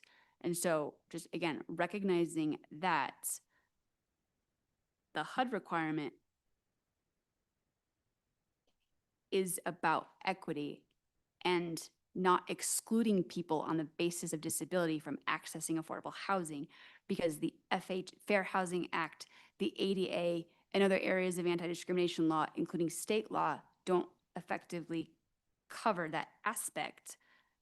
Sorry, that was more than what you asked, but no, I can't answer your question. Just like you probably couldn't answer my question about every single jurisdiction in the RTD region that has something regarding parking minimums. It's a broad concept. Thank you, Director Risha. Any further conversation on this amendment? Dr. Guzman. I will offer this last thing, and then we probably should go to a vote, but very simply put, we need to make sure that we are protecting the vulnerable, providing access to these housing units. Even in the city and county of Denver's building codes is not clear. It's as clear as mud. There is reference to this if certain dollars are used, but stacking in the way that developers work, it's not necessarily required. We aspire to a certain ICAA rule, but it's not clear if that means that they have to do this or not in order to get licensed. And so to be fair to ourselves and to ensure that we are taking care of the ADA community and providing those accessible units, I would like to see this in the policy. I would be fine, by the way, to adjust language on this to say we would consider giving additional discount, but I don't want any project to go forward that doesn't meet a bare minimum requirement that's established. And although it is established in other places, it is not established in our policy, and we are the government of this region, and we should take it seriously that we have a due diligence and responsibility to those members of our community that would need this. Thank you. Director Harwick. I always have to follow you, Director Guzman, but obviously I'm very in support. Any time that we can be supportive of our communities most in need, those suffering from a whole variety of disabilities, I want to be able to put our best foot forward there. And while we can't call out specific jurisdictions, if there is that chance that there is a jurisdiction that isn't meeting this requirement, then we should make sure we're getting there. And if in the process the state comes up with something better or something in the future, that's okay. But I think that this is like a safety net in my mind about like how to really get there for this community. And I think that also, like, as we're tying as these developments spur up around our transit, like that's also giving them better access to the resources and giving them that the life that they want and the freedom of movement that we so cherish. So I'm highly in support of this. Thank you. Secretary, less than 30 seconds. This question is for Chessie. My understanding with this language is that it applies to buildings with elevators in it. And so if we're with single stair buildings, that there are different policies around equitable access because of the challenges, obviously, in a single stair building of getting people into the second, the third, the fourth, the fifth floor. You're probably the biggest expert on this in the room. Do you see any concerns with this language when it comes to buildings with, stairs only versus elevators? Ms. Brady? I am not the biggest expert on this in the room, but I would say that I do know that equitable access and accessible units are different things and have different requirements. And so we're talking specifically about accessible units. We're tending to be talking about larger buildings because we do want them to be dense at stations. So I think they're typically going to be elevator buildings, but yeah, I don't have any concerns about that. Thank you, Ms. Brady. Let's do the roll call vote. Again, this is the amendment offered by Director Guzman and Director Rusha. Treasurer Banker. Director Catlin. No. Director Geisinger. Yes. Director Gutschenritter. Yes. Director Guzman. Yes. Director Harwick. Yep. Director Larson. No. Director Nicholson. Yes. Director O'Keefe. No. Director Pagliari. No. Director Rusha. Yes. Director Whitmore. Yes. I'm also a yes, so that'll pass. 1, 2, 3. I think I got 10 yeses, 3 noes, and 2 absent. Okay. There were 4 no's. Excuse me, 4 noes. Thank you. So 9, 4, and 2. 9, 4, and 2. My apologies. I'll state that for the record. Okay, now moving on back to the main motion as amended. Do we have any further discussion on the main motion? Okay, I will do a roll call vote for the main motion as amended. Treasurer Banker. Yes. Director Catlin. Yes. Director Geisinger. Yep. Director Gutschenritter. Yes. Director Guzman. Yes. Director Harwick. Yes. Director Larson. No. Director Nicholson. Yes. Director O'Keefe. Yes. Director Pagliari. Yes. Director Rusha. Yes. Director Whitmore. Yes.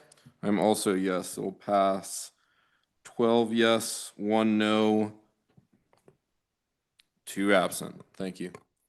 All right, moving on. That was all our recommended actions.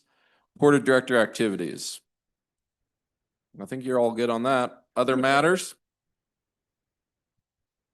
Amen, buddy. Director I Guzman. got one quick, sorry.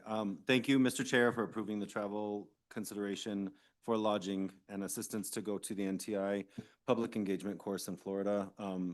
Really packed, but came in really handy because as soon as I returned, we held the town hall to do exactly what I was sent to go learn about. So I appreciate that. And I was grateful for the assistance from staff and from Director Rusha to be able to host that town hall. Thanks.